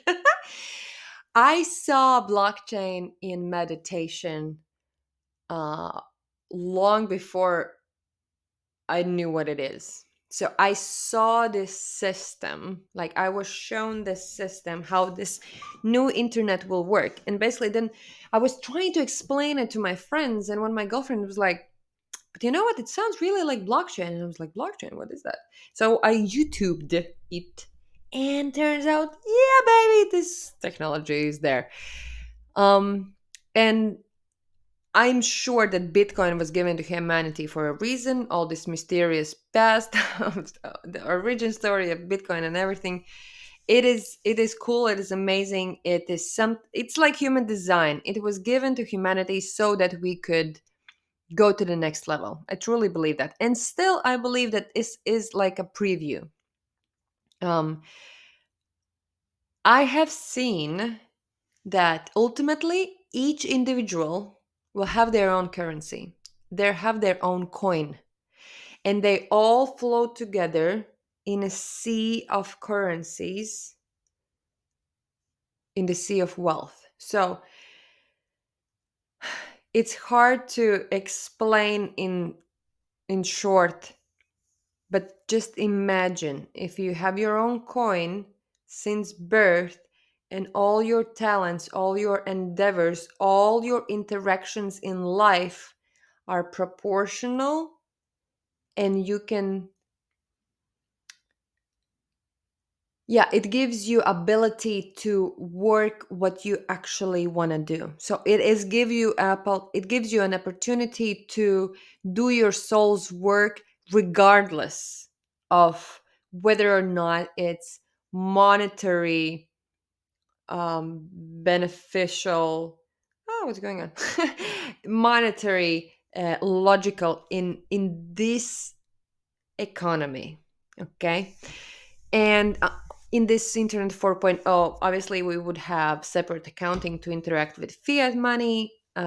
Definitely, that's something that's going to happen. It's no question about it. But once we reclaim our securities and create, let's say, new passports or whatever document or whatever, I don't know, kind of wallet chain thing we will, think of.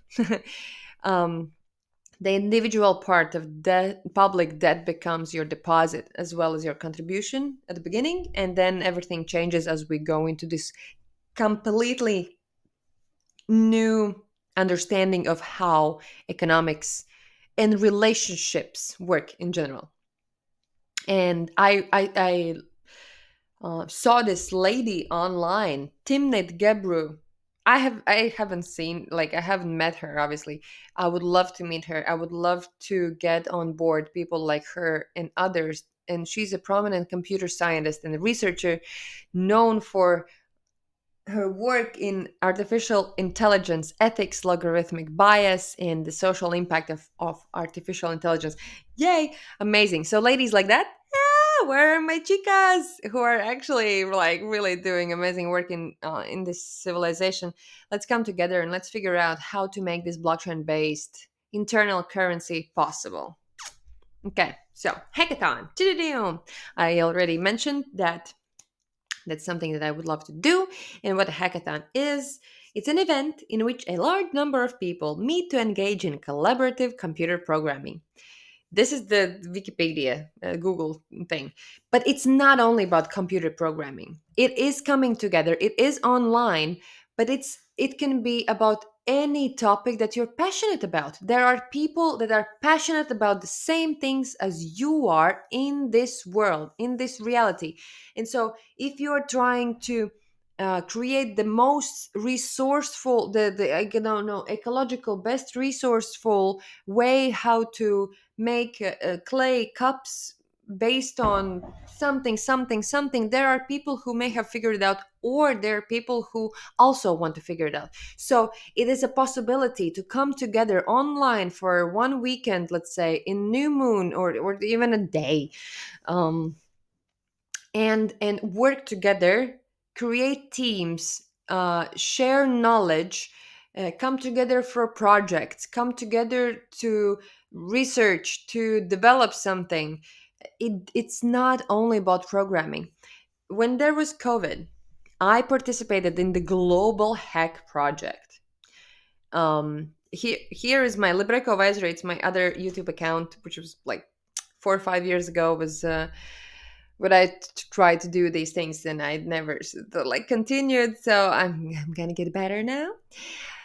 But there is still this presentation of what I had done then back then, and yeah, if you're interested, you can go check it out. What did I speak about these topics 4 years ago? And obviously, my knowledge, my information has, let's say, grown since then, but still it's interesting. So if you're interested, I mean, you can go and check it out.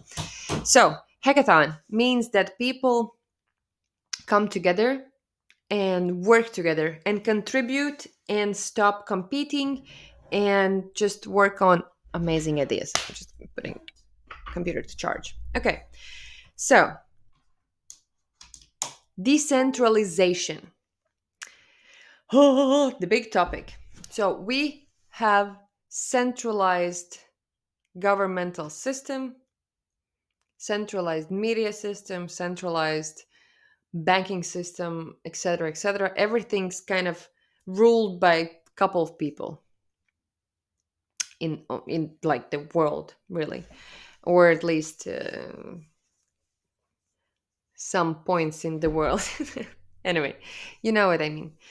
So decentralization is this approach of, again, divine feminine rising. That's what it is. um, from bottom up, from the earth, from our soul level, we go up and not take commands from top down. So it kind of changes the reality, but we do meet in the middle as divine masculine, divine feminine are cleaning up, and um, yeah, we're bringing sacred into their union. What it means: money is our talents. So what I said, if I have my own coin and I contribute in different projects throughout my life. I do this, I do that, I do 2 days here, 3 days this, like 10 years this, 10 years this. In each project, in each contribution, I share my talents. Therefore, I transactionally interact with other people, with my teammates, and with others in various levels. It's like, I'm telling you this because it's like completely different view on how economy works. Completely, you have not seen this. There are communities on earth who are trying to implement ideas, like parts of these ideas, but all together it's nowhere like this yet. Talents actually are the oldest money. The oldest money was called talent.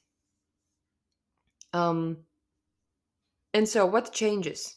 The fundamental value is earth, not gold. It means, that's why I mentioned the identity of the guardians of the earth, because the most valuable people are not going to be the bankers, but the farmers, the ones who are going to feed us. Because the very, very basic thing is that the earth is here for us. The earth gives its fruit to us. You know, it doesn't matter if the fruit is banana or the fruit is hemp or linen or clay or iron. I don't know. So those people who are going to tend the earth and take care of the earth are going to be the most fundamentally important people. And then the others are basically in service to these people. Like right now, we are in service to governments, to banks, etc. It's gonna, the tables will turn. I am not a gardener. I'm not gonna be the most important people on the earth. But I really truly believe that this turnover can happen once we actually start with who are hands on healing the earth, and then the rest are in service to those, and then we move on. If you know what Klaus Schwab is, yay, I'm kind of his mirror type of thing. Um, World Economic Forum at this moment have a slogan: "You will own nothing and you will be happy." Well, I say the total opposite. I say you will own everything and you will be happy. You can argue whether or not it's the same thing. One could say that, nothing and everything is the same thing. Not really, honey. I'm introducing shareholder economy. There are things like that happening on Earth. It's going to shift, it's going to break your ego big time. Yet, I believe that's the only way how can we distribute wealth and abundance, and still there will be, let's say, poorer people and richer people. It's still going to happen like this, but there won't be possible that there's homeless people and billionaires living in the same street. It's not possible, or in the same earth, right? um and of course, circular economy. Everyone's talking, like everyone, I mean, but like people are talking about it. What it means, like in simple terms, circular economy means that when you draw a blueprint for something you want to create, I want to create this cup, or in a building, or a phone, or a car, or chair, whatever. I have to take into consideration the whole life circle of this thing, which means I have to know where do these parts come from when I put it together, how long is it going to live, and where it's gonna go after death, and how it's gonna change, either in recycling, or it's gonna just dissolve in the earth. Okay, so circular economy means that we are stopping being reckless with our production, because that's exactly what is happening. Okay, you watch the Netflix movie on waste, and it's a brilliant movie. um and yeah, let's come together to, because right now it's not easy to do it. Like in our everyday lives, it's not easy to do it, and I want to make it easy, and I want to make it accessible even for those who does not know what the hell are they doing. All right. And so proportional wealth means that there are no fixed prices, there are proportionate exchange of value. It's really weird to explain again it in a couple of sentences, but just try to imagine how it is that, for example, to work with someone, like to work with me, for example, as a coach one on one, it does not cost this or that fixed amount of money. It costs 10% of your monthly income the month we work together. Are you ready for it? Yes, no? Let's do it or no. It means that you will pay.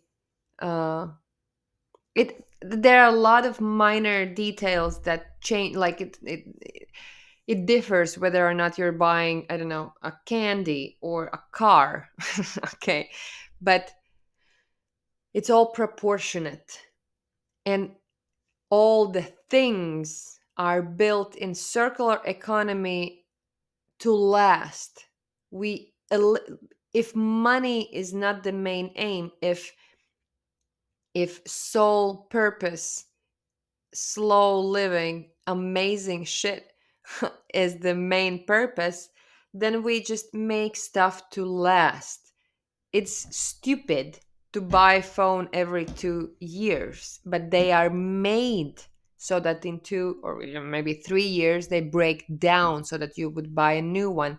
And there is way too many phones in piles of garbage where we don't know what to do with it.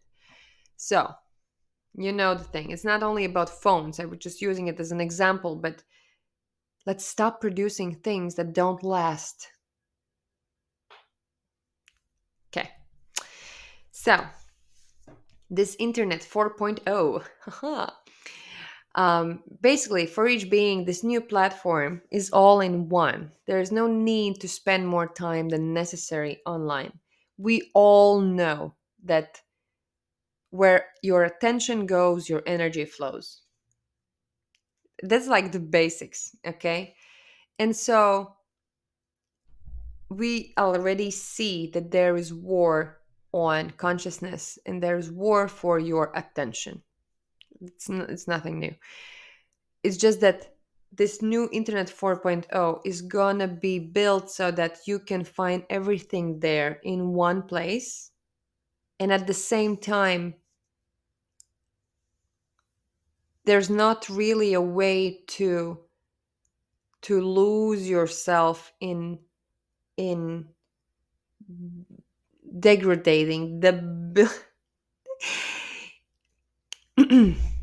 what I want to say is that there are ways how can we see the problems that are there, address them, and courageously make better choices. That's all I'm going to say about this topic. About privacy issues. Right now, people are hyped up on privacy, but I don't know, Zuckerberg knows everything about you. Well, not him personally, obviously, but like these companies, they know you more than your mother. And the antidote for this privacy issues is in blockchain, everything is transparent. And it also means that we are taking responsibility of what we're doing.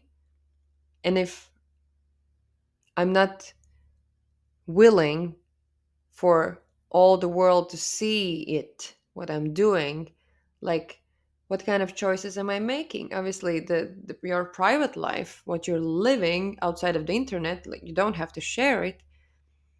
But whatever transactions you have, whatever work you're doing, whatever projects you're building, whatever ideas you're having, it should be public knowledge because then we can be more responsible of our choices and we can hold each other accountable. Like this is some grown up shit, honey, right? Um, yeah, it's exciting. It's like so far for your comfort zone, but it's exciting, I think. Okay, so now about this profile. And further on, we have gone through all of this. And now let's see. If we have this Internet 4.0, then we each have a profile there, which is kind of all together my LinkedIn profile, my YouTube channel, my, I don't know, CV, but it's kind of LinkedIn. It's just everything I am doing and having and have done in my life. That's all there. So it's kind of really easy to interact with others wherever you go. So in this profile, there would be all your talents and all your levels of mastery in different paths. In some level, you're an apprentice. In some level, in some path, you are a professional. In another path, you're a complete newbie, and so on and so on. And then there are also your divine talents, basically your soul's blueprint, what you're naturally good at. And this is combining with the stuff you see on the right side. As well as there are your assets and there are your passions, like what you love to do, even if you're not pursuing this as a mastery path, you just love to do it. All right. And then you can connect with people from all around the world. Doesn't matter, for each of your needs and wishes to be met, because we are social beings, and this pandemic of loneliness can be healed easily, honestly. Um, but as we have gone so far, we can, use some technology to do it for us. And so on the right side, this is about me actually. I in Mayan calendar I'm 10 Akbal, which is about empowerment and about depth. Akbal is well, so it's deep, deep depths. I'm a projector 1-3, so I'm here to guide humanity towards the new paradigm, and I'm here, and my strategy is to wait for an invitation, and I'm an experimenter. And in tarot profile, mm, my higher self is the card of High Priestess, and my soul's home is the world. So this is what I'm doing, right? This is right on brand for me. And there would be also, oh, these are details. There could be a lot of other things. Of course, resonance. It's your level of vibration. It's easier to co-create with people in your level of resonance, and it can be measured. I'm just a little fan of the vibrations and resonances and stuff like that. So it can be measured, it can be put online as well. So, what else is there on your page? Well, there are obviously this project economics. So, there are your current endeavors, there are concepts in development, and then there are endorsed initiatives. Why is this important? Because what I believe is that there won't be companies per se, businesses by per se. There are corporations, and yet um, everything is built upon individuals. So this bottom up approach kind of asks us to be our own brand. So my brand is Anita, and this is me, and I can do a lot of different stuff, and I can stop doing the things, and I can make this transactional relationship movement currency going on with the world in various ways. As we explore our multidimensional self, we can, yeah, it's a way also to appreciate a lot more social work, which will be more and more of value as we go through this initiation into the new earth, right? It will be valuable. And so, in this area, if we are meeting once a month in a hackathon, obviously there are people that you would like to meet and co create new events together with. And once a month, you can write a video or a blog post or something like that to showcase what are you doing, what kind of endeavors are you experiencing or supporting, or what are your new ideas, what have you discovered in your research, and stuff like that. It can be about anything, anything, anything. And then artificial intelligence just systemizes that. Imagine like YouTube systemized to a T. Um, and so it's kind of a library of knowledge and coherent and amazing path forward into coherent worldview. This is kind of the aim, right? And there are, as I mentioned, in this whole big structure of the world, is that there are new methods of how to distribute knowledge, and this is a part of it, right? This is like super easy way to show what the profile would look like, but it's one place where all your mm, life assets information are held, right? What you receive and what you give out to the world, and so everyone can interact with you. And then also, for example, if you're a family, like there will be a husband, a wife, and two children, and then the husband would be a carpenter who's very good at particularly making amazing, beautiful design chairs, and his hobby is snowboarding, and he has back problems, for example. And the wife is a musician, and also she creates earrings, and she loves to give also, music lessons to children, stuff like that. And then the children are one, likes art, the other one likes football. So there's also this artificial intelligence also knows that you are a family, and there are your needs and your wishes and what you give out in the world and what you would love to receive. So for example, the father needs someone who can help him with his spine issues directly, this, exactly that. Mother, for example, wants to learn, don't know, belly dance. And so this artificial intelligence takes into consideration all of this and finds a place in the world where you can do it, where you can be of service, and where you can get service that you need. So it's transactional, yet it's on point for your soul's development. And so there would be a lot of places for um, you as an individual. Maybe for family, it narrows down because there are needs for each member of the family, and where there all of these needs are met and all of these wishes are fulfilled, maybe there are not a lot of spaces and places in the world, but you can still choose. That's what I believe. And so we can ground in this sharing of knowledge and tourism of knowledge also in this way. Okay. So, about this bottom up approach, now we are experiencing still patriarchy, but we are moving towards holarchy. In a lot of places, we are already living like that.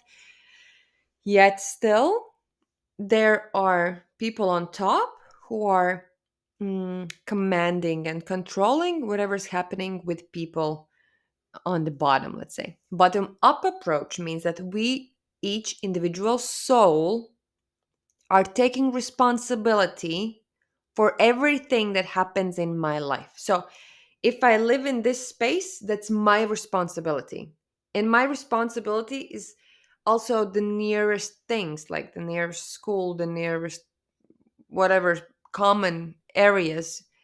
They are part of my responsibility because I live here. Okay. And we co create these spaces.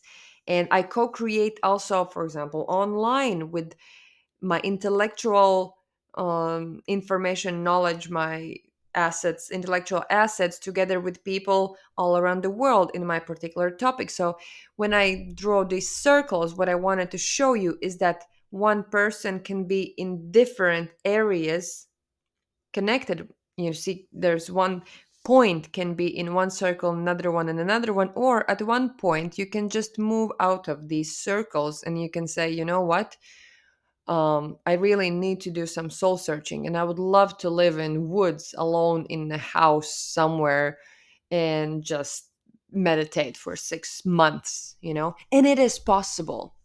If we create reality where it's acceptable to step out of society and tend to your own inner garden so that you can be of greater service to the whole collective, then basically there are a lot of ways how this person is still um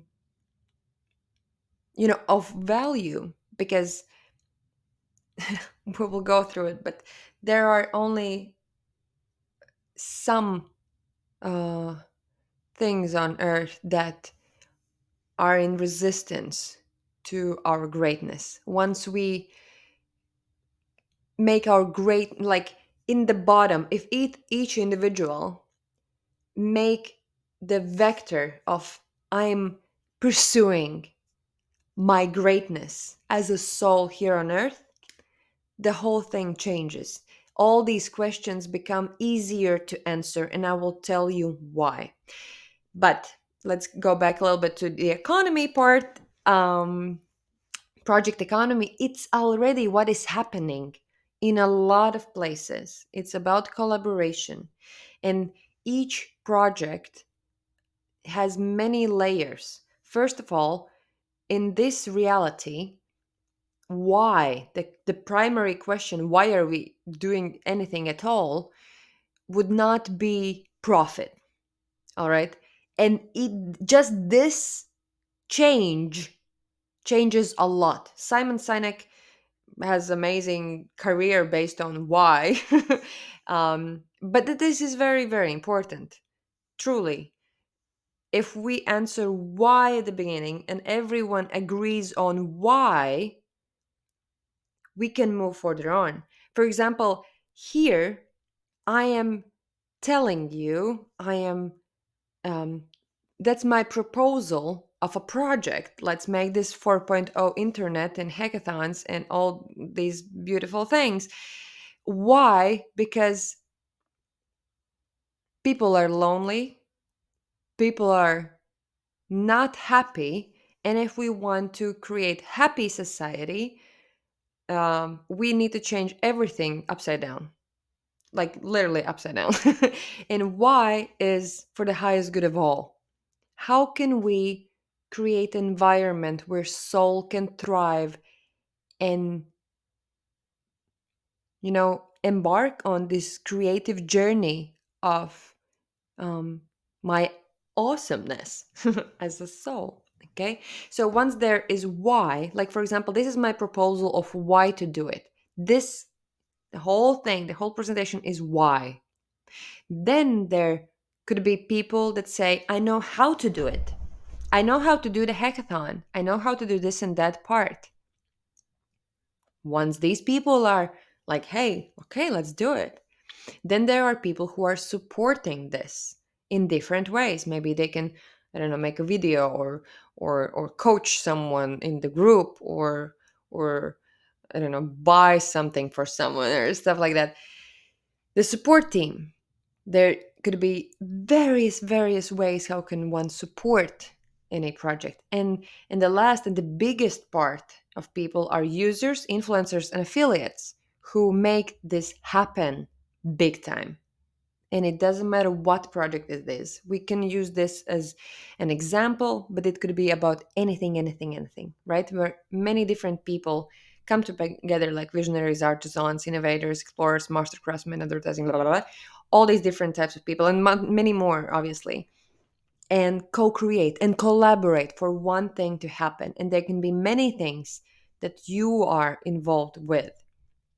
Because, as I mentioned, there is this hierarchy of force and wealth at this moment. The more money you have, the more power you have.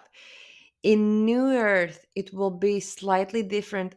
Still, money will be completely different, as you already can kind of feel this uh, transformation of money and wealth. Um, Yet, obviously, there will be wealthier people and less wealthy people. That's totally normal and it's totally okay.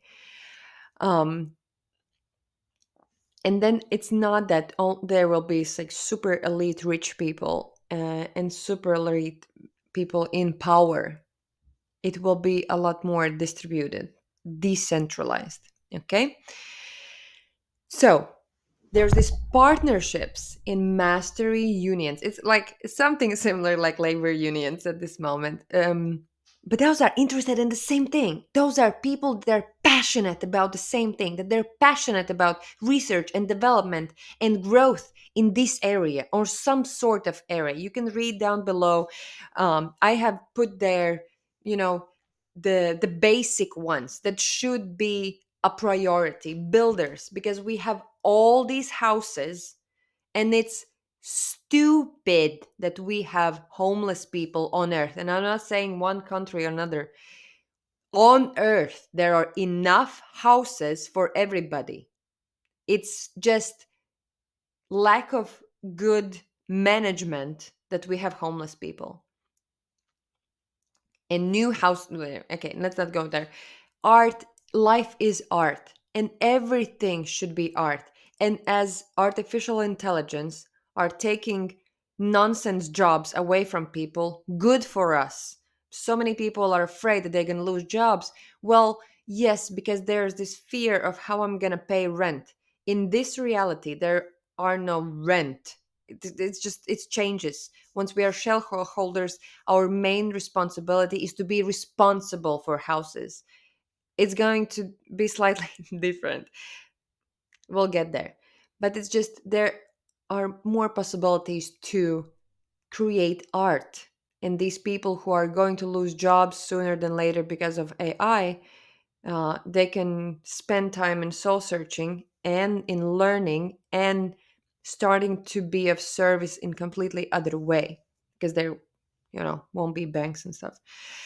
Logistics, it's amazing topic about how are we going to distribute everything and travel. And obviously, there are enthusiasts that are dreaming about completely different types of vehicles, and I'm all for it. Let's do it.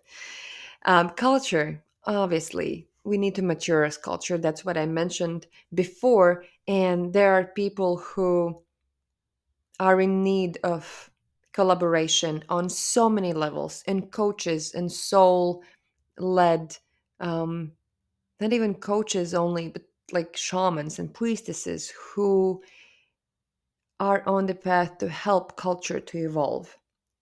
Okay, me as well. um, I write poetry, and I would love someone to create music on my poetry, which I'm not doing. I have one song written and recorded. At one point, maybe more. So, and also science and agriculture. There are so many things that we have discovered as humans, and yet we keep doing bullshit things. And it's because it's easier, and it's because it's hard to, it is hard. There are so many ways, so many, let's say, um, obstacles why on grand scale it's hard at this moment to go full ecological agriculture and do only that. But it's not impossible. It's not. And these obstacles are manipulation. It's not objective truth. Let's just leave it at that. If you are, again, if your soul path is somewhere here, it's your responsibility to master your craft and share it with the world. And so, for example, in this Internet 4.0, this hackathon thing, there are stages on how any project would develop. So, first of all, like right now, this is project overview. Okay. So, I haven't written any compilation of preferred collaboration partners and available positions. I mean, this is kind of self explanatory because I just need to put it out there, and then people who are on similar soul path will find me and invite me as a project. I need to make myself visible. That's my end of responsibility, right? So now it is accessible to everyone in the area or field of interest. At this moment in time, you have found me somewhere online and you have watched this masterclass or this presentation, whatever you call it. And so it's accessible for you. Then everyone with a desire can contribute their ideas, seek to join the team, and share their resources. So now I'm saying, hey, this project is open. If you want to participate in any shape or form, collaborate, blah, blah, blah, let's do it together. So here, target audience, I wrote probably closest within 500-kilometer range. It means in the sense of when the project is local. My project, for example, this one is more intellectual for the whole civilization. It's a completely different thing. But anyway, it's so then when there are people who already say, hey, I would love to join, I would love to do the same thing, let's do it together in one way or another, then it's shown already to more people that are more relevant and they're more targeted. And then the team collaborators in the incubator bring this project details to fruition.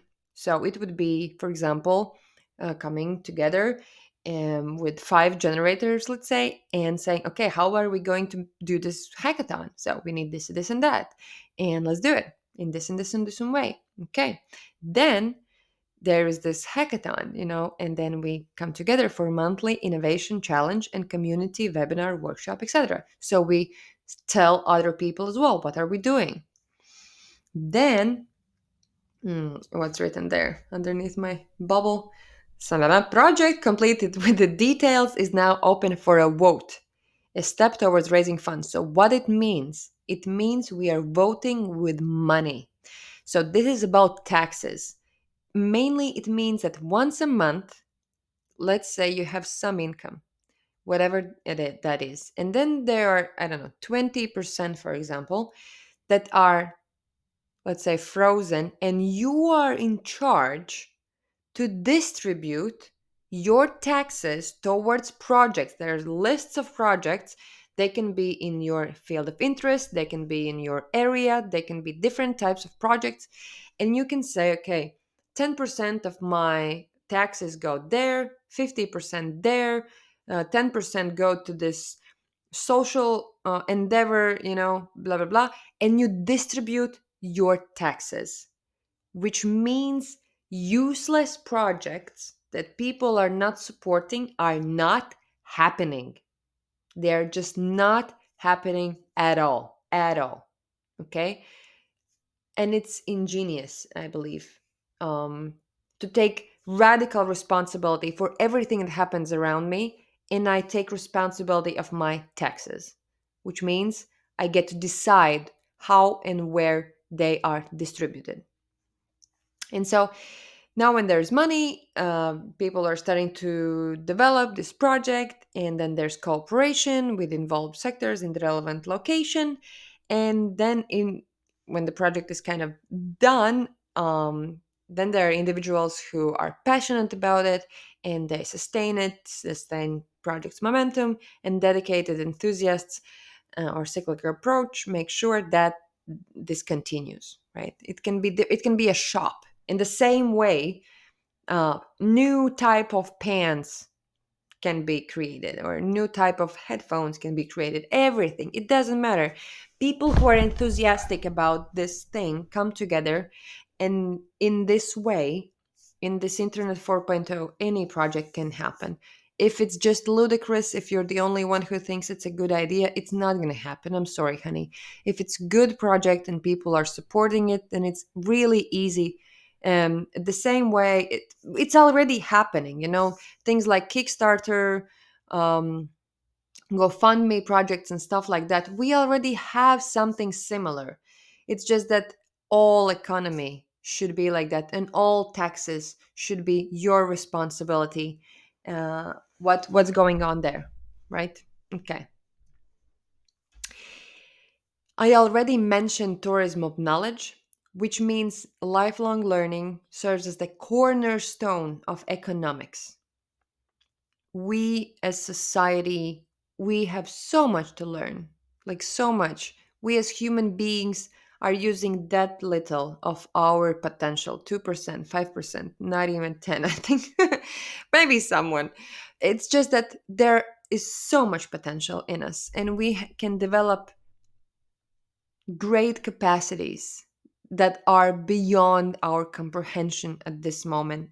And so every village, tavern, healing center, scientific laboratory, and another components of the system are afforded the opportunity to post announcements on the platform regarding the specialists they seek. It's the same, the wishes and needs, what I mentioned in the individual profiles. The same are for towns, for monarchies, for cities, areas where people have come together to live together or to create together. And they also can say, hey, we need these type of people, and the system knows that these type of people are somewhere over there, and they get a ping, when they're needed, and then they can decide whether they want to go or not, and vice versa. I want to go somewhere, ping, and then the drill. You kind of can understand, I hope. It's a lot to take in, I know. Um, so, furthermore, individuals are encouraged to develop through the opportunities presented, enhancing their skills, and engaging in environments where they can fully realize their potential. Live, laugh, learn, love. I mean, it's cheesy, but it's true and it's what we need. These are actually basic needs of human beings, and we can create a society where these needs are met. It's possible. And especially because in this age of technology, there are crazy things happening with technology. We don't need artificial wombs. We don't.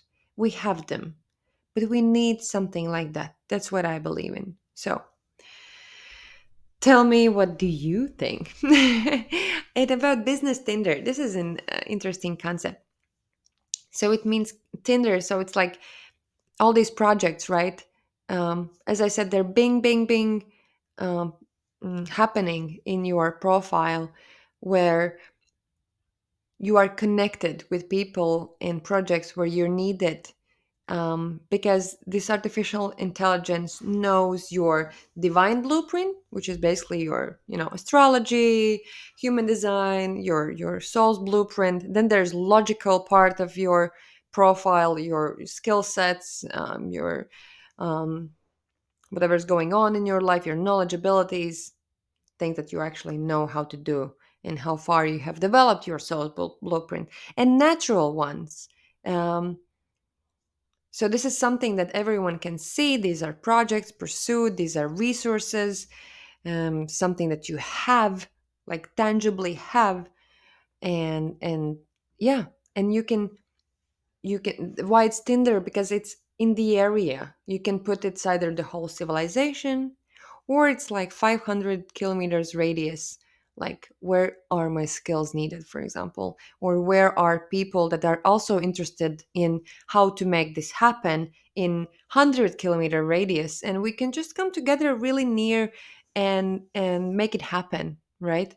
So there are ways how to make things really easy for human beings. And I believe that technology is here to serve us and not the other way around. So let's make it happen. So, some parts of the areas, logistics, it's obviously a separate industry. When I was studying in the Netherlands, I had to study logistics of tulips to be precise. But what I got to understand that once there are competing companies for logistics, um, it's not done in the best possible way for all of humanity. And there are public transport operations and things and roads that could be done in a better way. And there are these insights, these technologies, these knowledge is already there on Earth. It just let's eliminate stupid stuff. That's what I want to say. In all areas. In all areas, right now on Earth, there are genius people who have realized how to do things in the best possible way. And yet, because we have competition and not working bottom up towards approach, hey, let's do the greatest thing possible, we're not eliminating the stupid stuff. And also here, we are already seeing how the collaboration happen, like projects like Uber and stuff are happening because we are going towards that. And obviously it's about, hey, let's create vehicles that are completely new, completely something else. There are stuff happening on Earth, I know that, and I'm excited for that. Okay, production also something that is my passion, and what I already said and believe that everything that is materially created should come from earth and should be art. And this is respect for the goddess and respect for the mother. And I think that everybody is important enough to live in an environment that is ecological, healthy, and art. And if we don't have to rush in life, and we don't have to do it anymore once the AI is taking care of all the unnecessary, boring shit, we can we can concentrate on collectively producing the best possible solutions for every little detail in this material world. What do you think? I believe that's kind of true. Okay. And now let's go further on. I had to start from the beginning.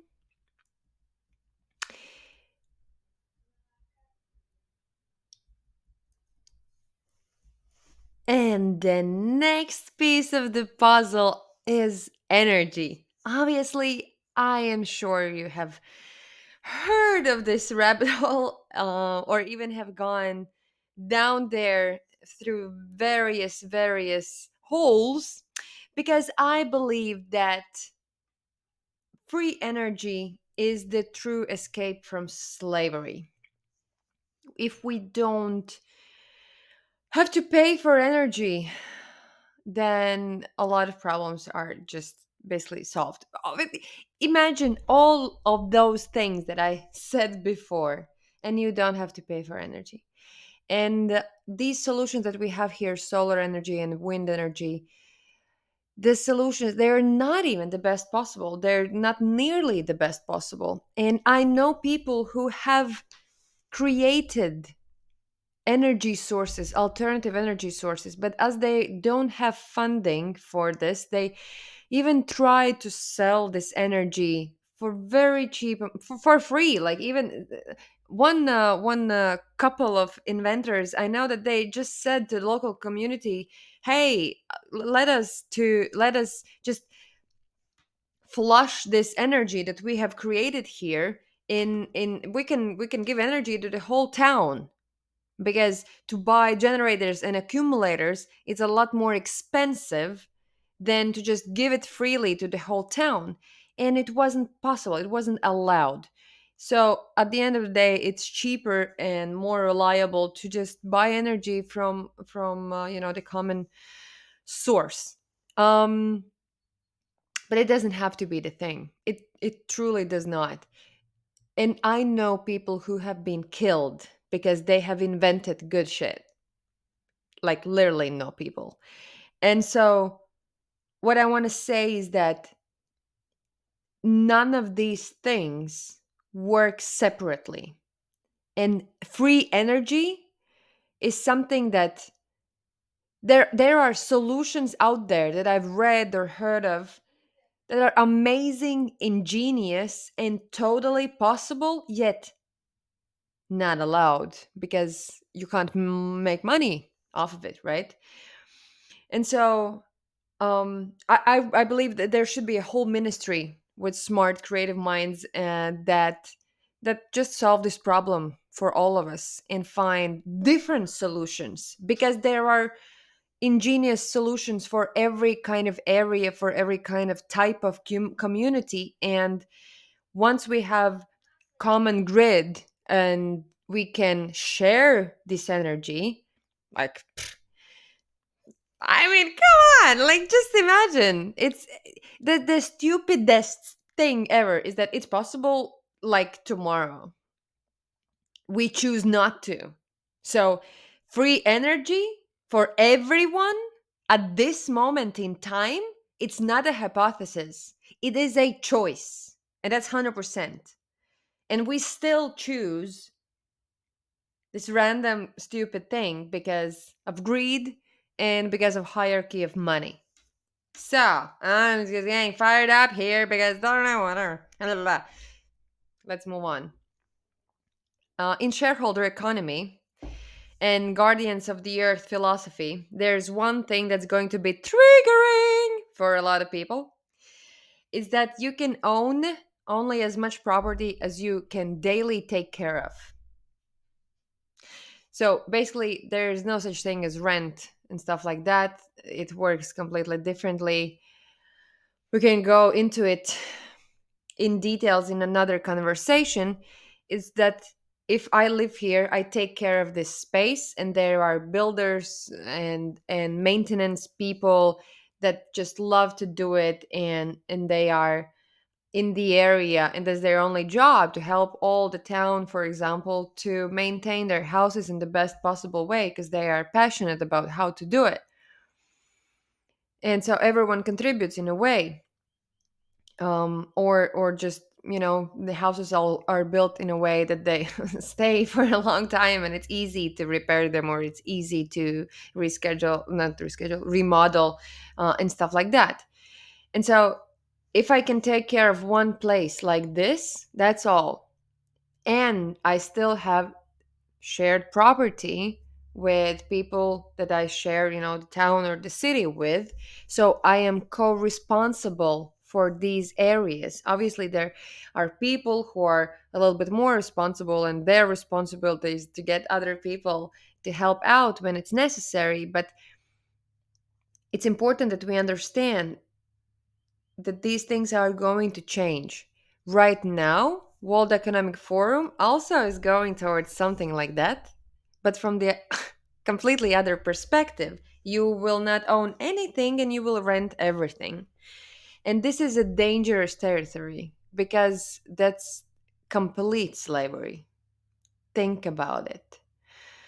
And about existing buildings are being renovated. We have so many buildings in this world, enough for everybody. And young men and women should learn how to do these things with hands, because actually a lot of people love to do home makeovers and renovate stuff and stuff like that.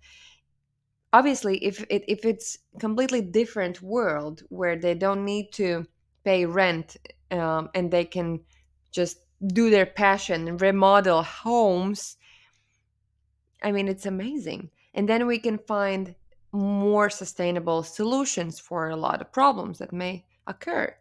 And new buildings should be built only if they are sustainable in all the ways. I have another presentation about how to build the greatest home possible by implementing, eco building stuff together with new architecture findings, together with sacred geometry or biohacking ingredients and stuff like that. It is possible, it is amazing, and it is important that we create housing and buildings in general that last at least 10 generations.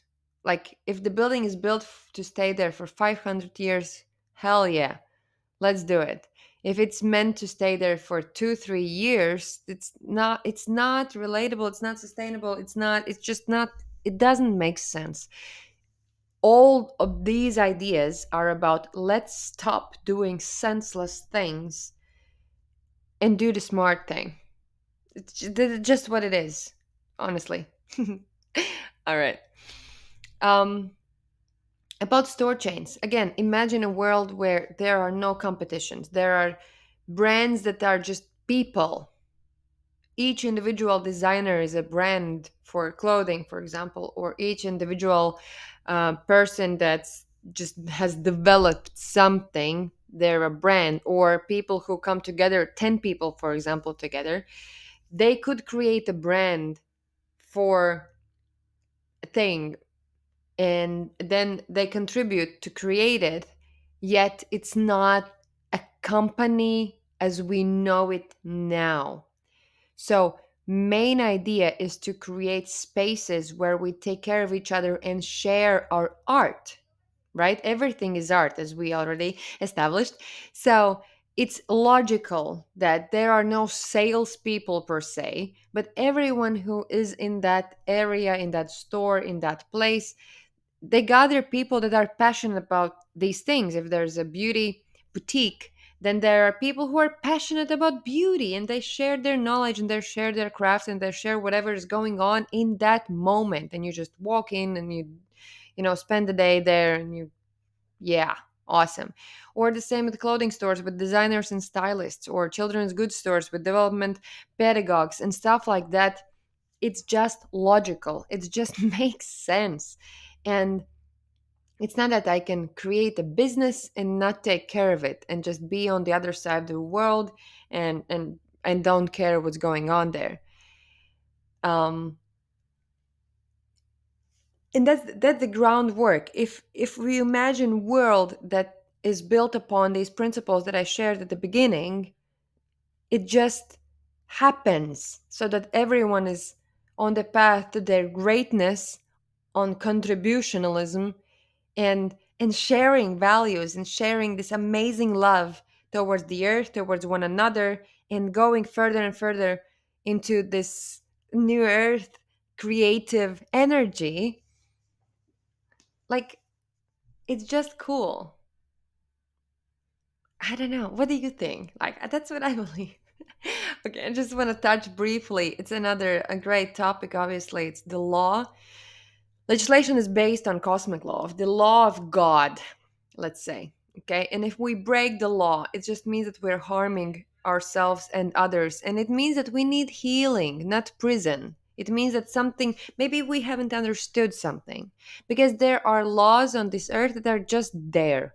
And you can do whatever the hell you want. While we are in this body, walking this earth, there are rules, there are laws of the mind, of the consciousness, that are just there. And it doesn't matter what I think about them, it doesn't matter what you think about them. They're just there.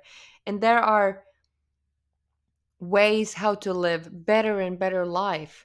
And by so total freedom is not rule breaking. It's actually knowing all the rules and knowing how to get quickest from A to Z, because I know the rules. I know how mind works, body works, soul works. I know how this reality works. I know the law by heart so that I can choose, set an intention, and just make shit happen. And if I'm like bluntly breaking the law, then something's not right, right? There has to be healing that needs to happen, and not some malicious intent. That's what I believe. Okay, there are a lot more rules, there are a lot more laws. We can take, for example, the idea that the earth has 48 laws and we should thrive for 24 and stuff like that, but maybe someone's living by 98 laws. And um, what I want to say is that once we actually digest what is important in this reality, there are not so many laws. It's not that hard. We can learn it in second grade and just live by them and live happily. Freedom is being responsible for the law and knowing the rules and knowing because it's total freedom. I know that, because basically the law of the mind is this binary code: if then. That's all it is, the binary of ones and zeros. If then. And there are these basic if thens that could be bent. Okay, but it's like further down the line. Let's just say that at the beginning we should understand them as collective and agree that the laws of the physics, for example, they're just there. And it means that the law of people is connected to everything that happens, like in natural world. And our if then mind rules, they're just there. I mean, what else to say? Let's just not obey the rules. Just let's understand them, and let's take responsibility that we have chosen to incarnate in a place where there are such rules. That's about it. And so all these things, they happen both within moon cycle and sun cycle. It's kind of the balance between masculine and feminine as well, right? So the moon cycle I already mentioned, we have every new moon, we have hackathon, every full moon, we maybe have some kind of meditation event, or women's circles, men's circles, and stuff like that.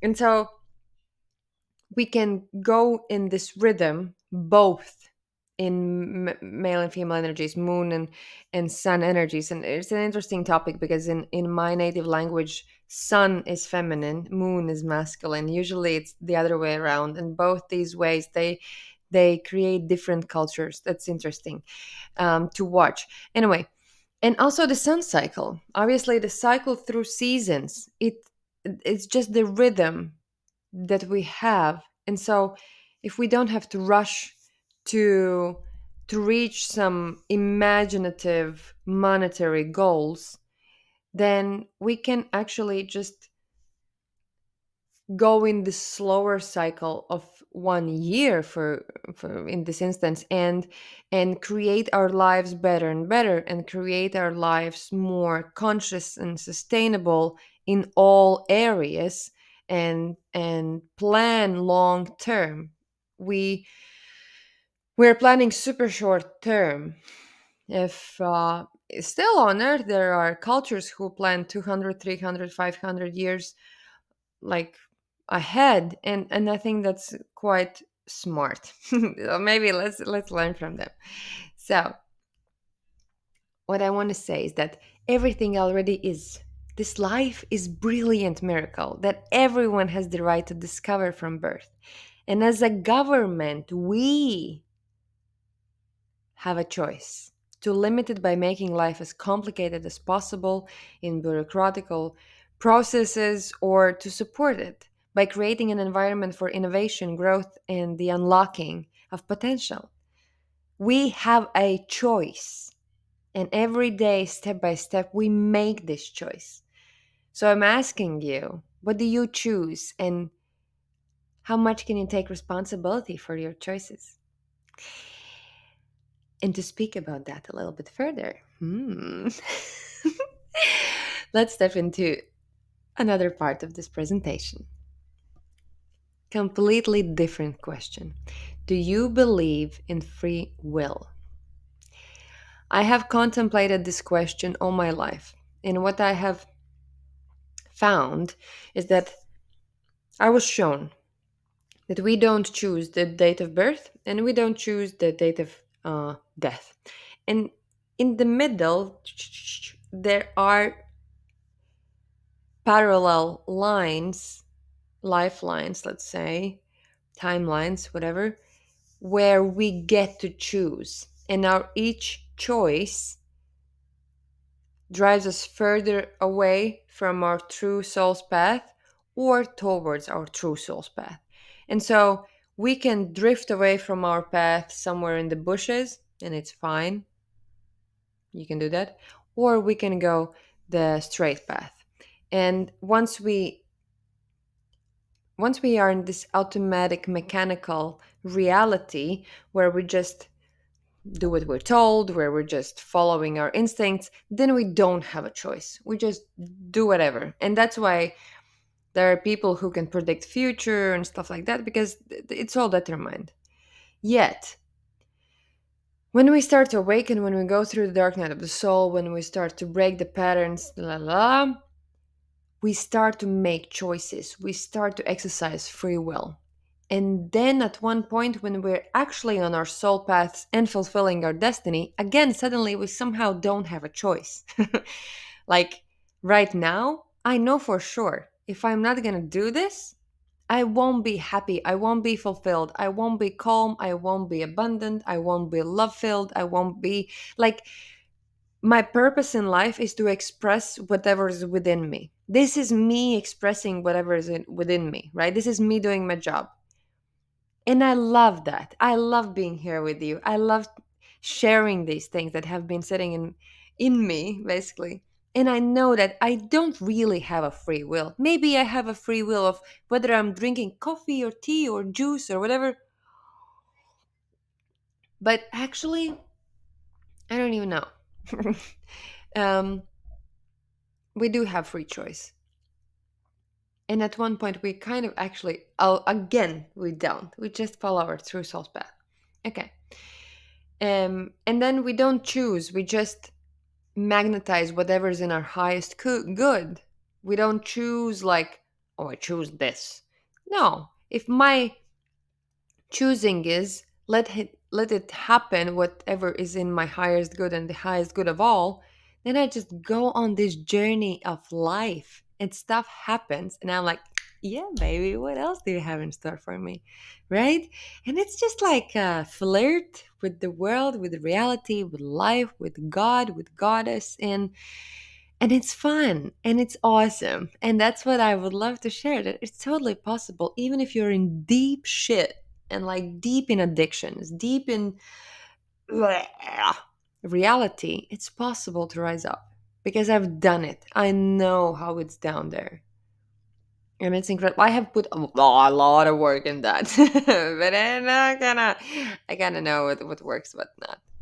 So, what are the main obstacles to exercise free will? First of all, is the matrix programming and ideas about reality that are keeping us small. Slave mentality. It's an actual problem, let's say. Slave mentality is deeply embedded in our consciousness, and it takes a lot of time and practice to get out of it. It's not easy. It's like we can't even catch the idea, catch thought, la la la, and then boom, fuck, I'm already again in that one. Um, but yeah, we can totally do it. Second of all, is lack of connection with love-filled true self because of trauma. So there are five core traumas here on the right. I listed all of them. We all have them. We all have them. So it's not like you can choose. Yeah, really. You just have them. More or less, deeper or not, it's another question. But if you haven't addressed them, they're there. Abandonment wound, emotional dependence, fear of loneliness. It's also the place where all the addictions come from. Okay, so weed, alcohol, gaming, porn, shopping, whatever addiction is, it's a abandonment wound. Rejection wound is people pleasing, all that jazz. Humiliation wound is lack of self-esteem, guilt, lack of boundaries, just not knowing your worth and stuff like that. Betrayal wound, it's when it's hard to trust and we have to control everything, and it's really a resentment towards God, and it's really deep. We have to go there.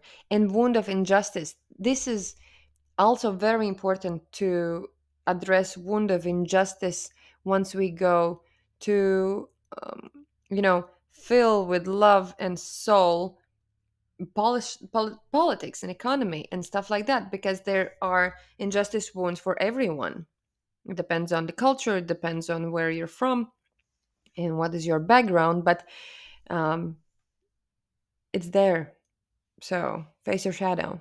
It's important. And the third thing, it's like you can't see it because my face is in front of it, but it's body wisdom demonization.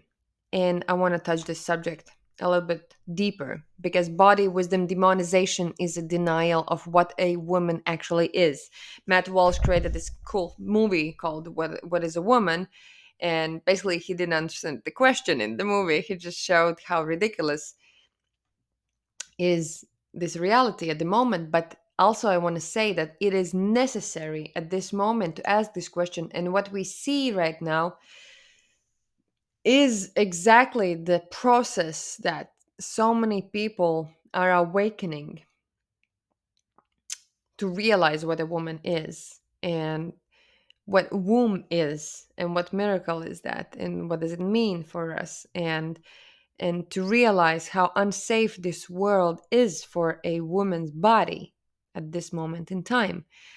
um and all these, it's like, it is very mundane, it is very spiritual, it is very um traumatized topic, yet it is probably one of the most important topics, because it it's not only for women, it's for men as well, to understand where they come from.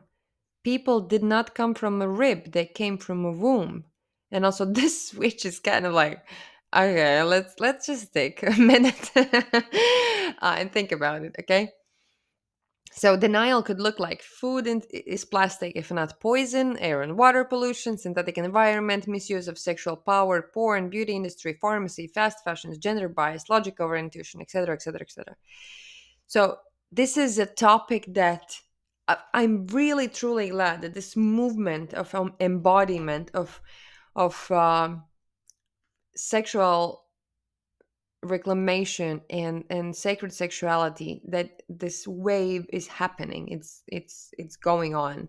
And yet, um also in tantra world, there are way too many possibilities to re-traumatize yourself still, because and it's like we're on the path. Any reality, any area of human life, whatever is going on right now at the moment, all the shit is surfacing, and we are forced to look at it. It's not like it hasn't been there. It has been there all along. We just haven't seen it. And what is going on, we have to face it. And this is exactly why all these areas are, all this trauma, all this hurt is more visible than ever. And we have to be somehow careful. But at the same time, we if the energy is sleeping within me, for example, within you, or whatever, within collective as well, if the energy is sleeping, it's just sleeping. Once it wakes up, it's a little bit crunchy, you know? It has been sleeping for 10,000 years, and I'm like, I just woke up, motherfuckers. What are you doing here? So it's not gonna be really happy for a while. And if the energy is not really happy, it's this crunchy, gnarly, weird energy.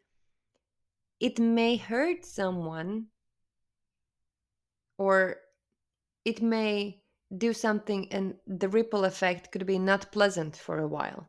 But it's kind of necessary step, so that it could so that we could face it, see it, feel it, love the hell out of it, so we can divinize that. And that's about everything, everything in this reality, in our lives, and in the body as well. Divinize your body. And it is accepting that it's superhuman, ideally made vehicle for the soul. Oh, I can talk for hours about this topic. Um, so, because of these three main reasons: first, programming; secondly, unresolved trauma; and mistreated body, we really cannot exercise free will, because we act from reactions, not decisions. And for women, even it's worse somehow. Last time Eve made a decision to open her eyes and differ good and evil, she was damned by God himself. It's kind of crazy if you think about it. Yet it's so clear, and it's so obvious, and it's so easy. If we know where to look, and if we address the right issues, just a couple of years and you're done, baby.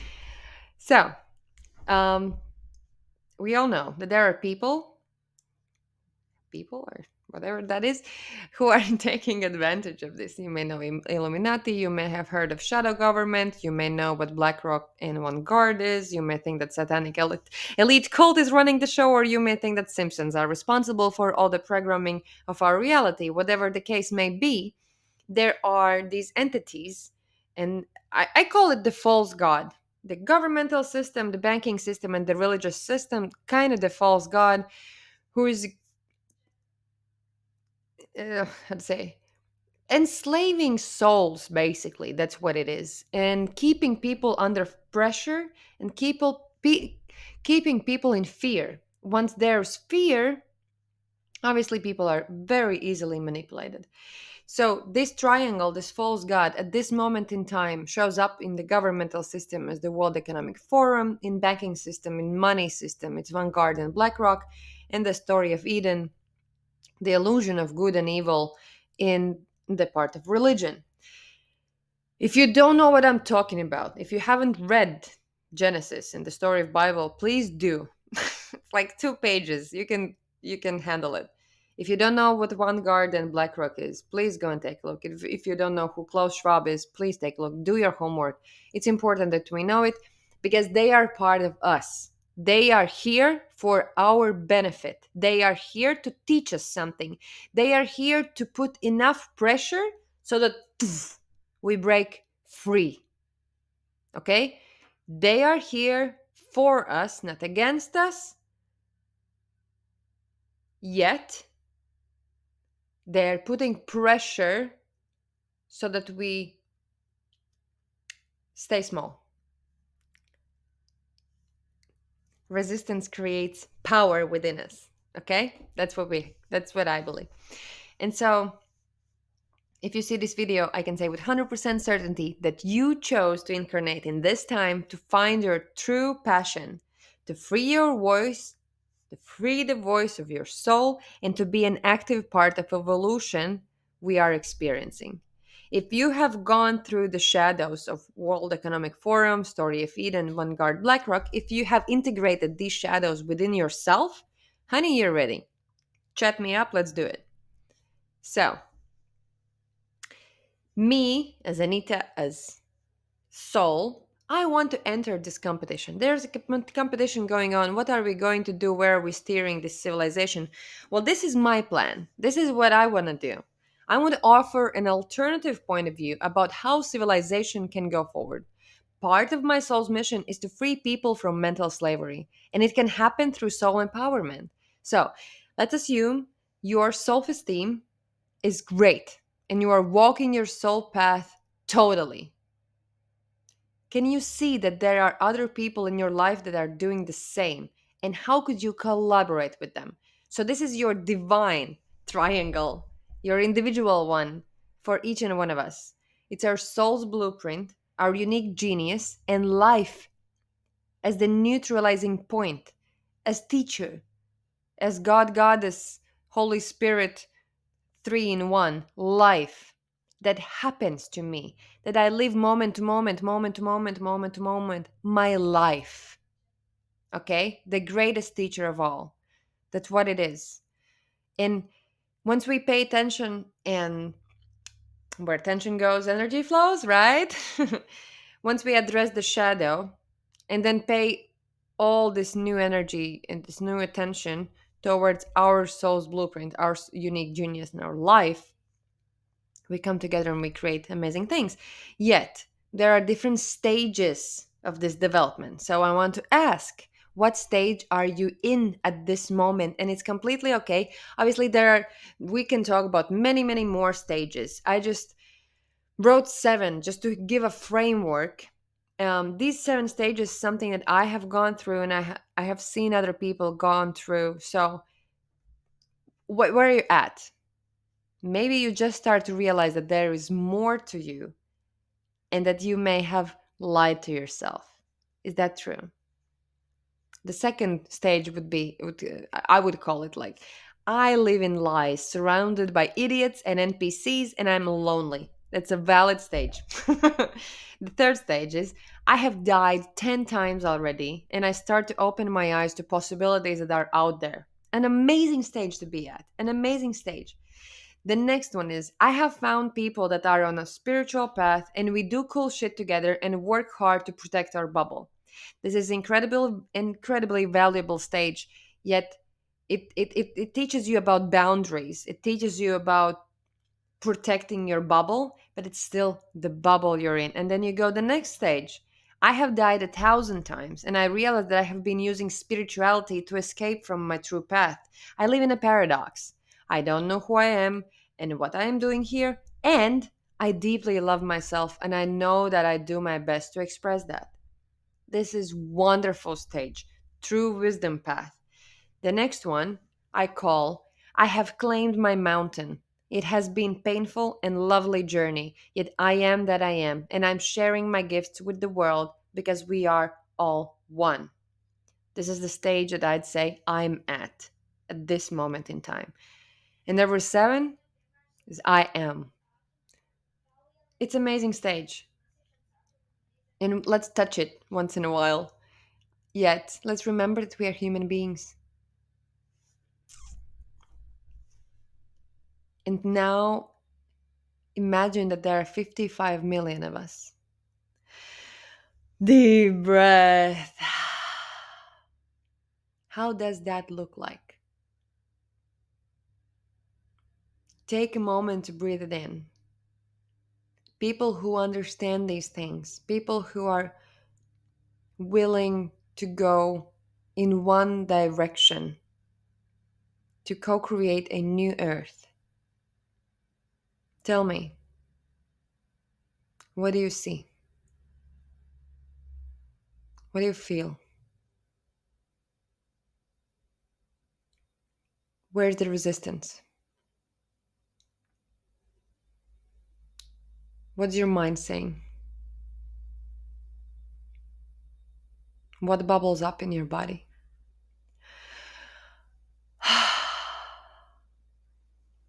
It's right around the corner. We're all together in this. Everything is possible, darling.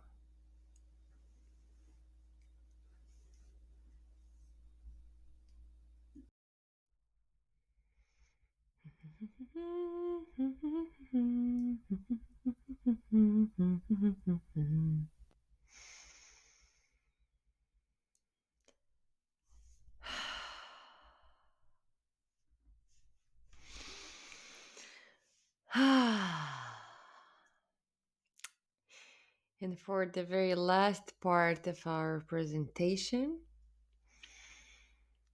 I want to touch the subject of mine and yours individual path into co creating this new earth and taking responsibility for our soul gifts on the level of civilization. Because I believe that absolutely only way how can we free ourselves is by remembering our roles in the big picture. So zoom out, zoom out, zoom out, zoom out, zoom out, and boom, ignite the fire within and just burn in soul fire and share it with the world. That's truly how I believe it can happen. And on the self basis, it means growing out of a lot of things. Here I mentioned three: growing out of I'm the chosen one, because there are thousands, if not millions, of the chosen ones at this moment on earth. And we're many, like the last movie of The Matrix. If you saw it, it's wonderful. The ending is exactly spot on. We are more than we can imagine, and all unique and necessary. Let's let's support each other. It's like the main priority, to be honest. And also growing out of I'm gonna save the world. We're not saving anyone. We're just doing what we came here to do. We're fulfilling our greatest destiny. You're not saving anyone. You're just doing your divine part by growing and sharing and making love to the universe. And the third one is the idea that if it's in my path, then it's going to be easy and in flow. That's bullshit. That's not true. Also, shit is moving forward in the flow. So the source is on the other side. Go hard to meet it before you can relax, and then flow yourself and go on your way into the oneness. It's important that we understand these things. And I'm here to remind you of your divine responsibility to exercise your free will of love. Because there are people who freely exercise their free will to introduce humanity to voluntary slavery, and as an excellent idea. And in free will, they can choose it. Yet, there are souls who have come here to introduce another way for how to exercise one's free will. Harder way, more complicated way, and more rewarding way. Let's do it. So, first of all, to grow as a soul to the size of civilization, you have to face the shadow, the size of civilization. Second of all, to channel pure info from your higher self, you have to learn discernment about source of knowledge, because false god entities are super eager to give you amazing ideas what to do or what to believe while you still doubt your greatness. And thirdly, you will have to keep learning new things that are not your favorite, so you can actually give your gifts to the world in the highest quality while collaborating and not competing with your fellow co creators. I believe these three are essential skill set, so that whatever we're creating is actually in our highest good. And I've learned this the hard way. The same that you don't have to. Like, I'm telling you this. Like, and there, that I'm holding the torch. Go. You have everything you need. Because the most difficult thing in the deep feminine rising thing is to shift between numbness and feeling. And all our society is built right now to numb people down, because people who feel are not right on time, they are not capable of doing things in the right deadline sometimes, right? They don't rush, they don't consume as much, they don't need so many stuff, etc., etc. So there are industries meant to numb people down, and all of them are shifting already. They need our help. And by they, I mean also the energy body of the idea behind the industry. And this is very important. And this is what I mean, that seen and unseen world are standing next to each other in equality, also in politics. So, the energy behind the words, the energy behind ideas. I have listed here on the right,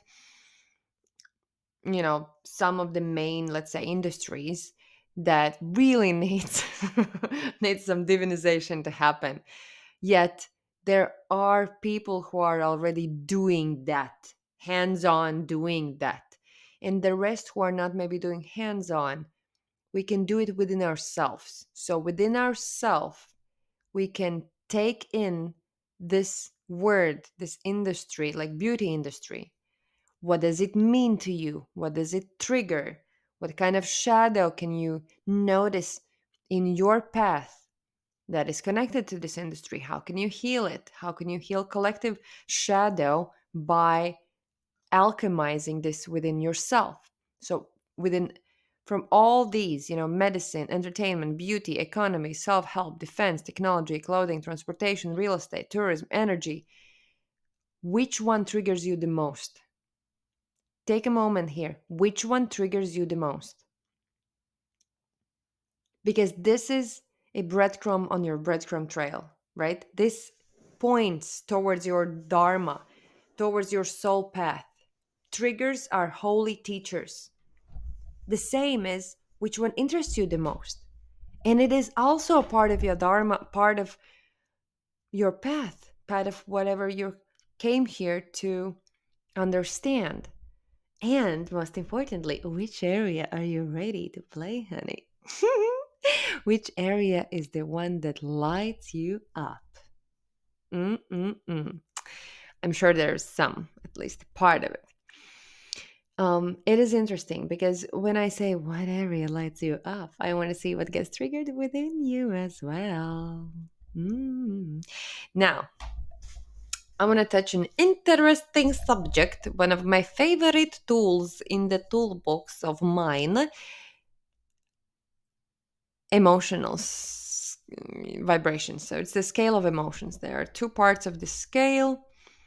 The left part goes from bottom up and ends in covert hostility, and then the right one also from bottom up. The first one is covert hostility, so they kind of go together. Behind my face, there's there's failure, and then there's shame and regret, but and blame, and but let's not go there. Hopefully, you're above that already. I have lived in shame most of my life. That has been my biggest demon, and that's even below body death. So you can imagine how terrible was my life. So um take a look and choose three that you feel the most at this moment. Whichever three,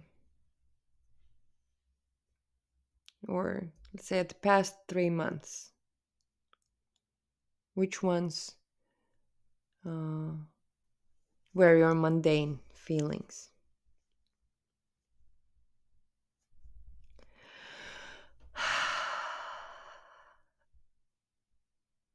Okay, hopefully you chose already three. The thing is that um, all of these, they are hmm, parts of the game. Uh, in a way, one of them is your baseline, is something that you are, the place where you are. Other one could be the mask that you show in society, in public, within your friends and colleagues. The baseline is the one you feel when you stay alone. When you're alone, what do you feel? How does your body feel when you're alone? That's the question. And then probably the third one could be also momentarily. Something happened and you won a lottery and like, I got so enthusiastic and excited. And then maybe you got to know that a friend died and you just are grief struck. Okay. But that's not like your baseline. The thing is, our aim is to obviously move higher and higher in this scale of emotions. And I would like to talk a minute about covert hostility, the one that's on the top and on the bottom of the list, because this is the scary one. It's really hard to notice that one in oneself and in others. Why? So, covert hostility, this is basically whatever we were speaking about, said a false god. So these are the big industries. This is the media. These are all the advertisements, the movies and stuff like that. So this is alcohol, for example. What it means is like, hey, it's so funny, it's fun, and yay, we're all friends and we're going out and we're having fun and we're drinking alcohol and we're like, yay. But we know it's actually bad for our body, for our mind, for our relationships. We know that. Yet, we cover it with smiles and fun and sex and awesome time. The same with pharmacy. Yeah, you're gonna get better. Just take these pills. It's gonna be awesome. And yet, you become addicted to them. It's like, oh, yeah, this new fashion trend. Take a look at this one. And it's actually built on child trafficking and child slavery somewhere in third world country, right? So these all of these things are covert hostility. This is like a threshold that determines whether or not we are enslaved by these bigger entities. As you can see on the left, like I've talk about like it's doomsday. Sorry, it's just I feel really emotional sometimes about these things. It is important. It is serious. So on the left side, we can see that just under covert hostility is anxiety, fear, and despair.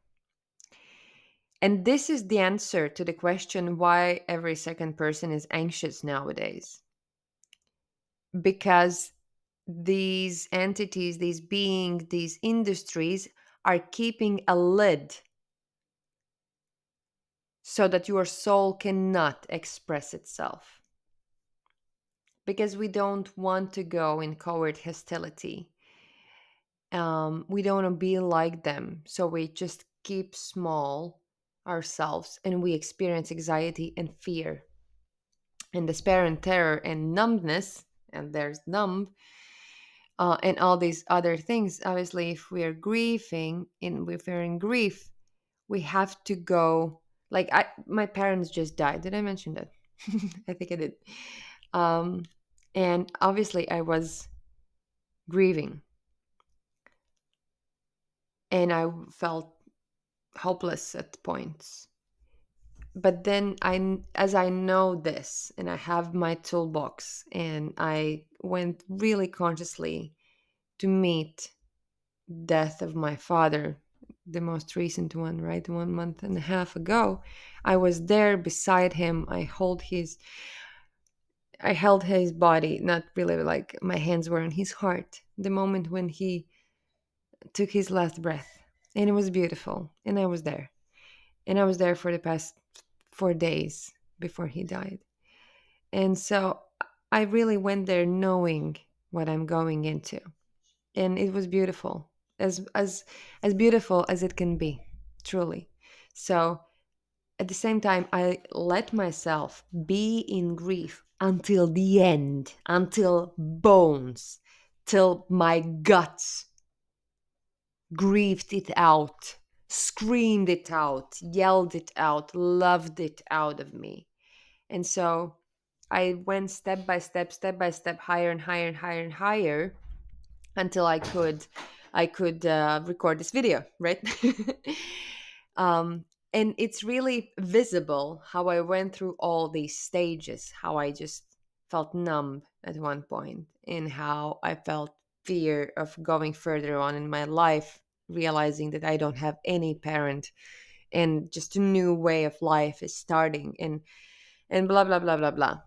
And doom scrolling. When I was in covert hostility, I found myself doom scrolling. I just like, fuck, this is covert hostility, like, and I don't care. And when I get higher, I get no sympathy towards people.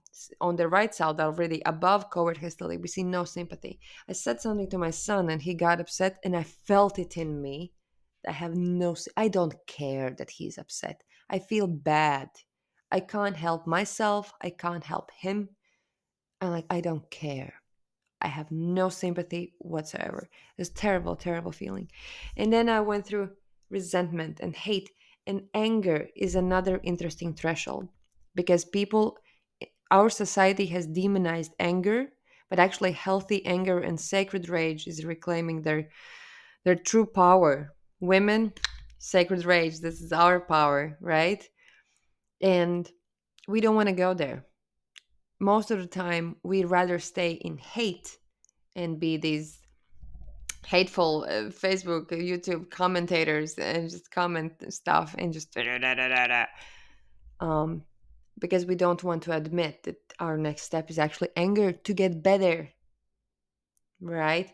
Because once we had hit anger, we have to hit the pain to get higher. We have to understand where are the pain points. And then we hit antagonism. Antagonism in society right now is, a lot of people are waking up already in these areas, above covert hostility, above the system, above the matrix, above these industries. And it's all these protests going against, rebelling against the system. I have been there. I have led many protests in COVID time in my country, and I have done all these things. And it is antagonism, full on.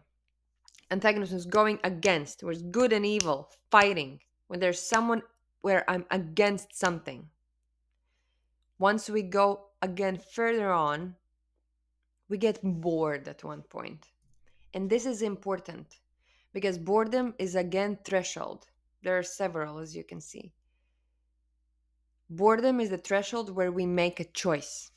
The red arrow is destruction. Everything that's below boredom is destruction. This is why when people get bored, they sometimes turn to alcohol or to weed or to sex or to games, blah, blah, blah. Because then because to go above boredom is to go outside of your comfort zone.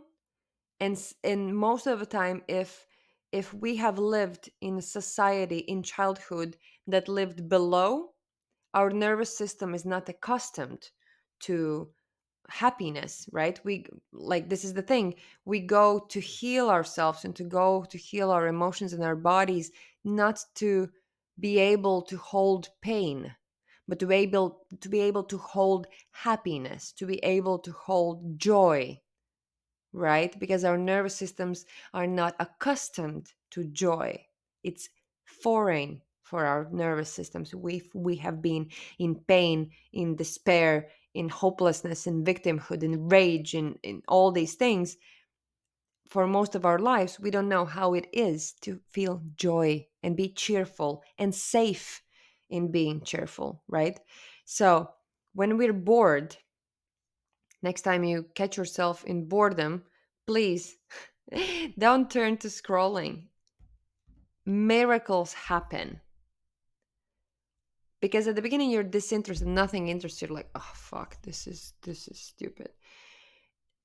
Then you feel like, okay, that's just what it is. Blah, mundane life. Okay, whatever. And you get mild interest, you get some insights. Conservatism is important. It's not like conservatism in politics. It's not meant like that here. It's meant when I have understood that actually to get up early and go to bed early, my body feels better this way. Like, wow, my grandma had a point. Or to drink this lemon water and to do some yoga for 30 minutes in the morning, it actually makes my day better. So I stick to routine to make my life better. That's what conservatism is. When you find your routine, your way, your lifestyle that is not chaotic, but that has some kind of discipline. Discipline is the friend of soul growth, right? So this is what conservatism is. And then you find yourself, okay, I have put my life in order, and I get more strong interest about life. I get more joy in life. I get more energy in life. I feel more cheerful. And then what happens at one point, we hit enthusiasm and we actually feel this flame, this passion in our soul that it's like, yay, I want to do this. Okay, amazing. Yeah, whoop, whoop. I love my life, right? I take care of how I look. I take care of how I live. I take care of what's going on. And I'm taking bold action in life. And what I want to say is that enthusiasm is this threshold where this game of New Earth can start. As you see, there's still something above, and action is really high above. um, and this is what we can do together to take real, radical, honest, awesome action. Um, but we have to understand that there's a path, and I just want you to take a look and see where you're at. Like, what is the radical truth for you, like at this moment in your life, where you're at, and what is your next point? Because you can go only step by step. You can't, well, you can skip stages. You can. You totally can. Mostly, it's not as easy if you're not used to it. If you put your intention and your energy towards that, of course, you can. It takes days, even for skilled professionals, to go from victimhood to enthusiasm. It takes days, you know. Um, okay, you have to be really, really advanced if it for it to take hours. Okay, be really honest with yourself. That's all I'm asking at this moment. So take a look again at this chart. Okay, let me remind you what we went through. Is there a place where you find yourself now? Can you say, oh, yeah, that's me. I'm here. Thank you. I see where I'm at.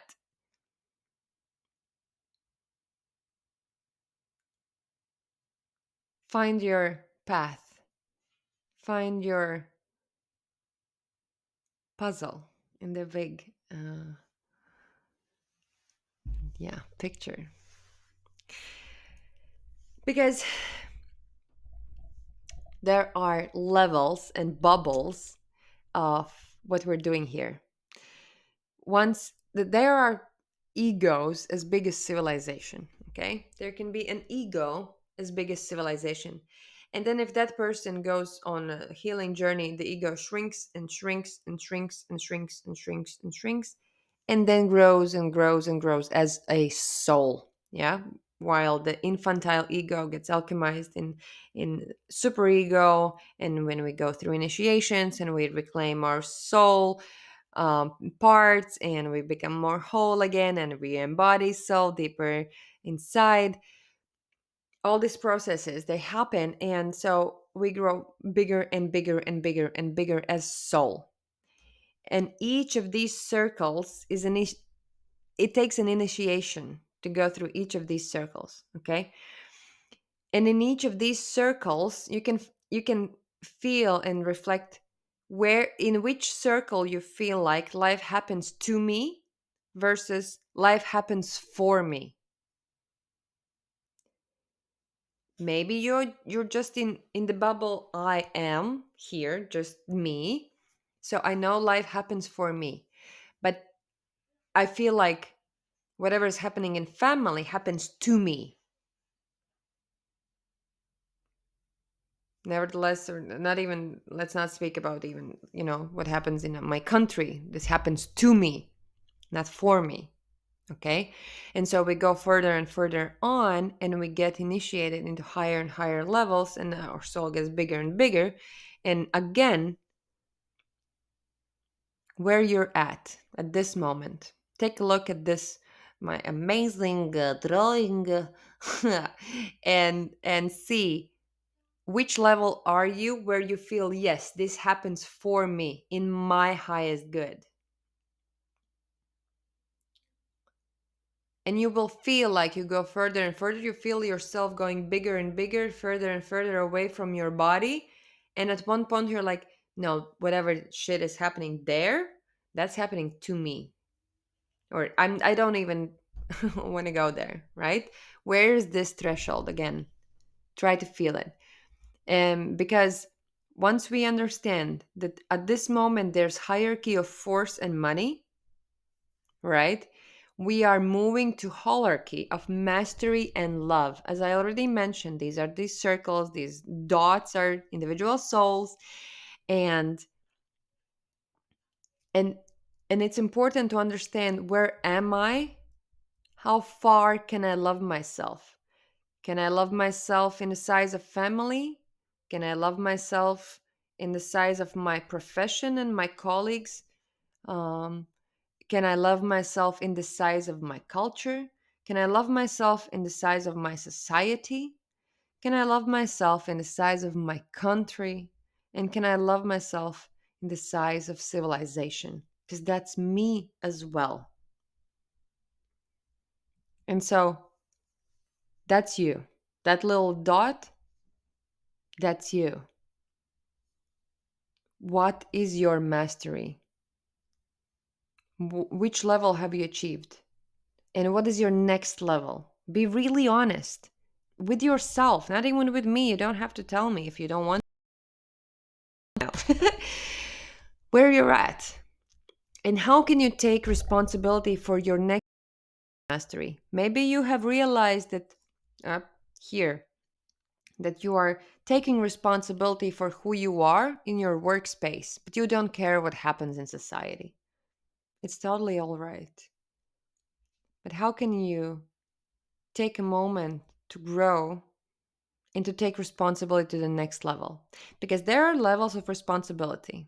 So, what does that mean? Responsibility in general is the ability to respond instead of react. Okay? Well, let's start at the bottom. At the bottom, there's this dude that's half dead. We went through the emotions. It's the apathy, it's the dying, useless apathy on the left side. Okay? When you're in apathy, you are not taking responsibility about anything, not even your body. You don't want to shower, you don't want to eat, you don't care. You don't take responsibility of not even your immediate needs.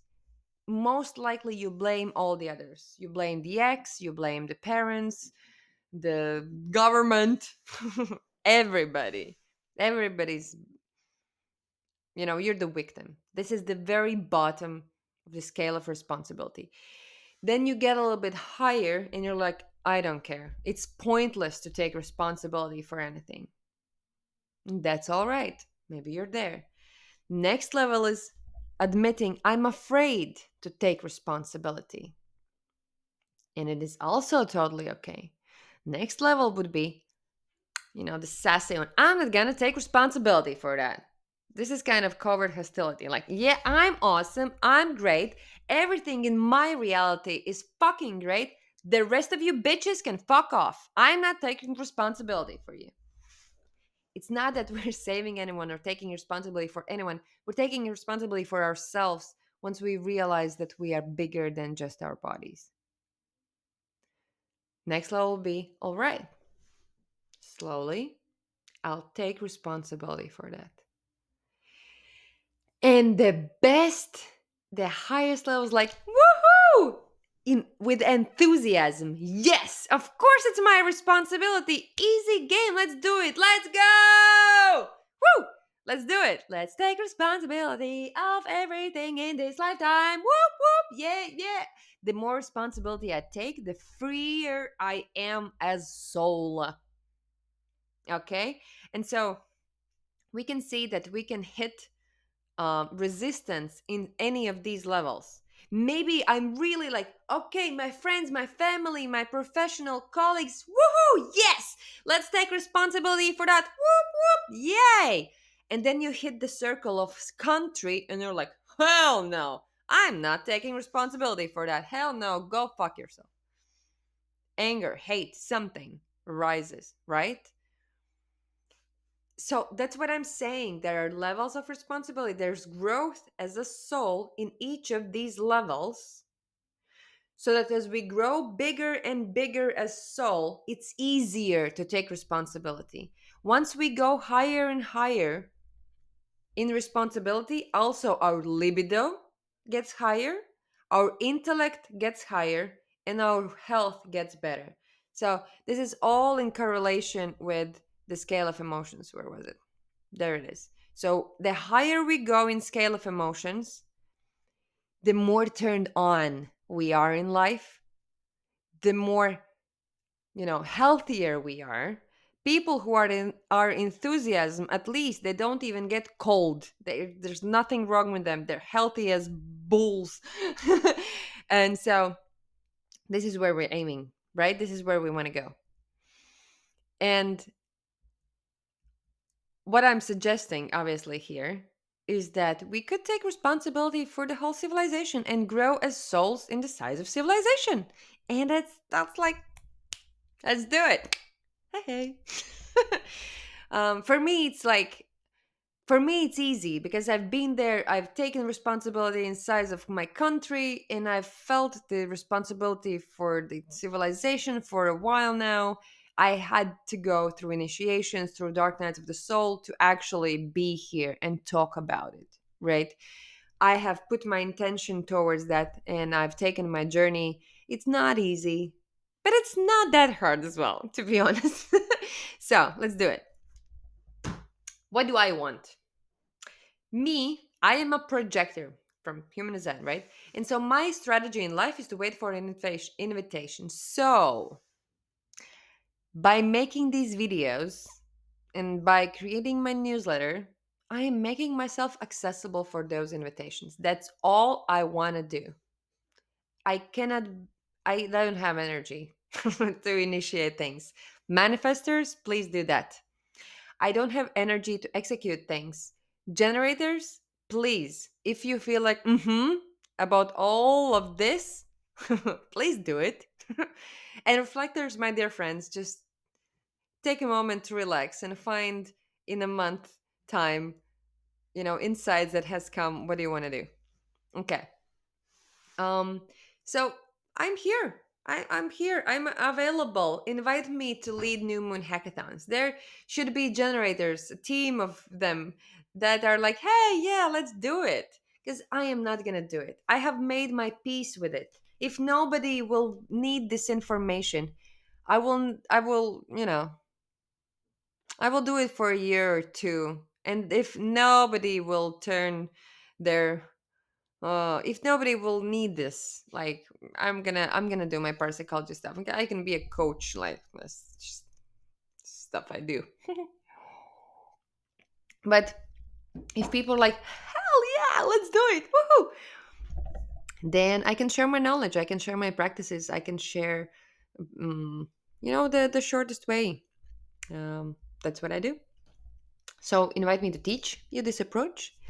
Ask me questions so I can create online courses. I'm not going to create them on my own. I have so many ideas. I don't know where to start because I don't know which of my skill sets are going to be the most asked for.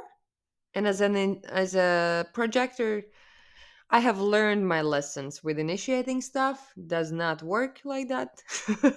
My fellow projectors, I'm sure you know the drill. So yeah, I'm just here. Let me know. Invite me. And yeah, totally, you can work one on one with me. I'm open for that. And as I said, it's 10% of your monthly income. I don't care how much you earn. Okay. And so there are these, there already are all these beautiful, wonderful, sustainable, holistic, beautiful things out there. It's our responsibility to make them mainstream. And there are some problems and some solutions that I offer. There is still this concentration on love and light, and I offer endarkenment. So this is my path: shadow work, deep shadow work, going in, going to love the hell out of you. That's what I do best. And that's where I work with the deep feminine energy, these practices, and I love that shit.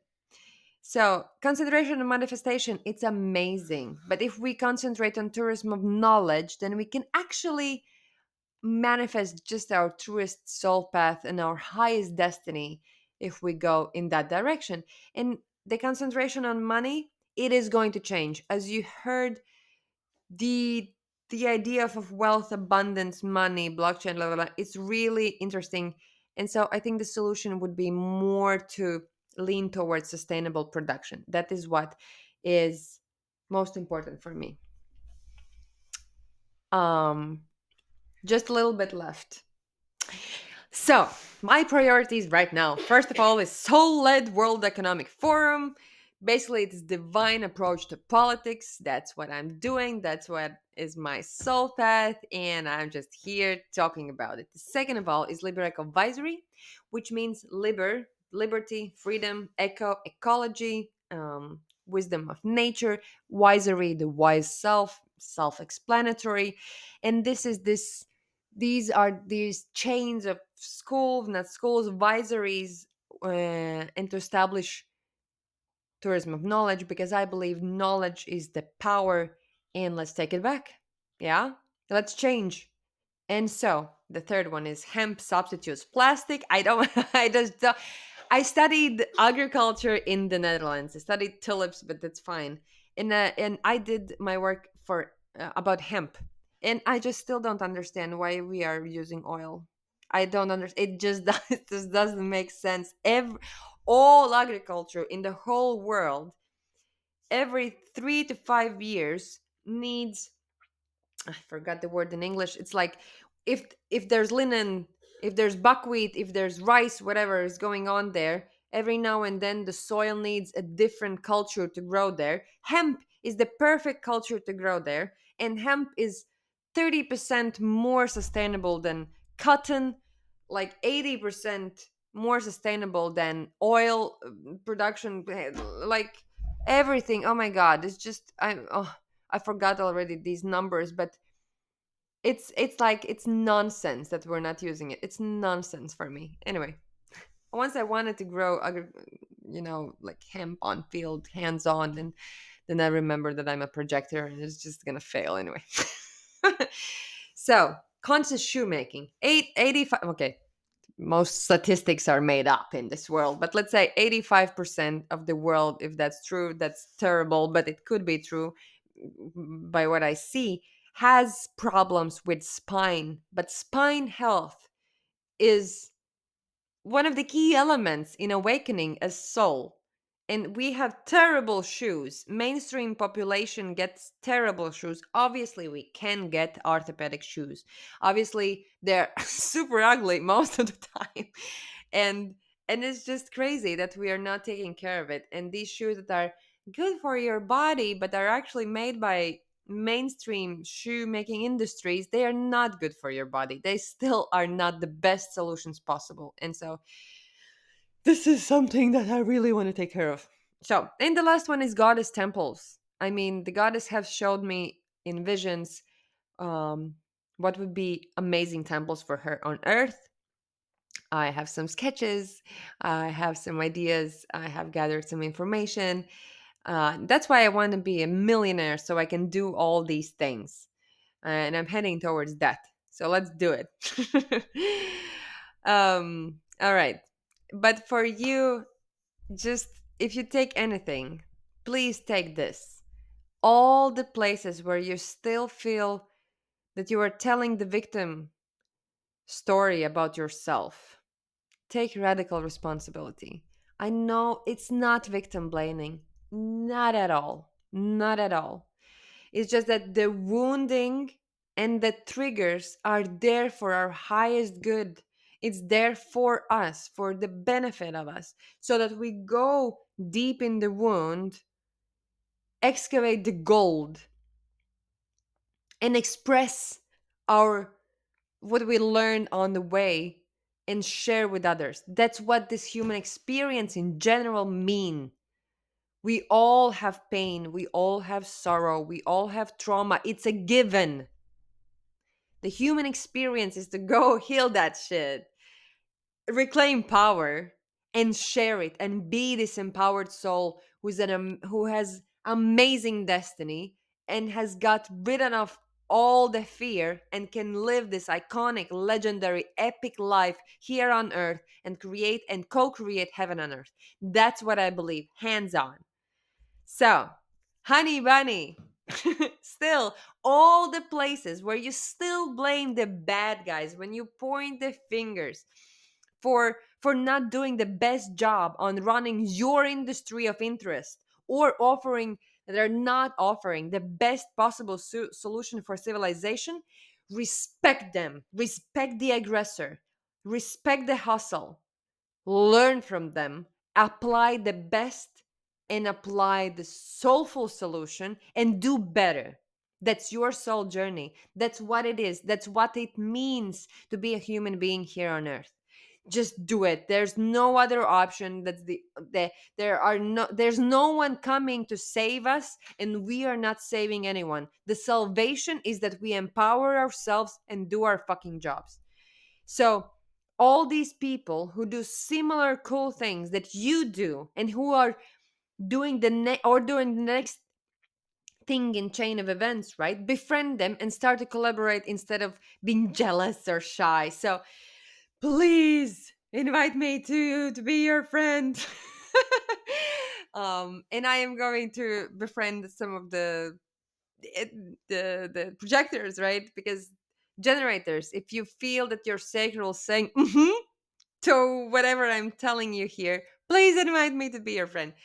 And so the next episode will contemplate decentralized monarchy. This is an amazing topic that I would love to speak about, but it's next level topic that you need to kind of lay some groundwork to be able to comprehend this. And most of all, what I want to tell you is get over yourself and step into your power. There are no limitations. These limitations that are here are God sent. Like we as divine beings come here to experience limitations. But other than that, your soul has no limitations other than your body, which is an amazing limitation because this is what we came here to experience, right? And let's just do the work. It's hard, yes, blah blah blah. It's not that hard. It's a lot harder to live mediocre, boring, or painful life than do the dirty work, get over yourself, and live empowered, amazing, epic life where you can leave legacy, where you can leave a better life, a better state of the earth to your children and to next generation. So honey, there's everything we need is already there. We just have to put our minds together, our hands together, and do the work that's necessary to build a coherent solution for whatever is going on. You have nothing to lose and you have everything to gain. So my invitation, first of all, is join my newsletter. Let's do some shit together. Please watch my other videos on YouTube where I explain more and more and more and more and more, because it's a different world I'm talking about. It's different world in all aspects. And as you see, there are steps to be taken. There are mind shifts to happen. There's soul remembrance that needs to happen so that we can embody our greatest path forward and collaborate and be who we are meant to be by divine right. So, this is me saying thank you. You watched the whole thing. You're amazing. I love you. I respect you. Deep bow, deep grace. May the grace fill your life in all areas and all aspects. This is amazing that you have watched it till the end. I really love you for that. I truly love you for that. And I respect you for that. It's not easy. It hasn't been easy to talk through all of this. So also to sit and hear, it had to be a journey. But I'm grateful that we are here. I'm grateful that you listened to all of this and that we can make this happen. All right. This is me. My name is Anita. I asked the question, what if love was the president? I really want to know the answer. So, mwah.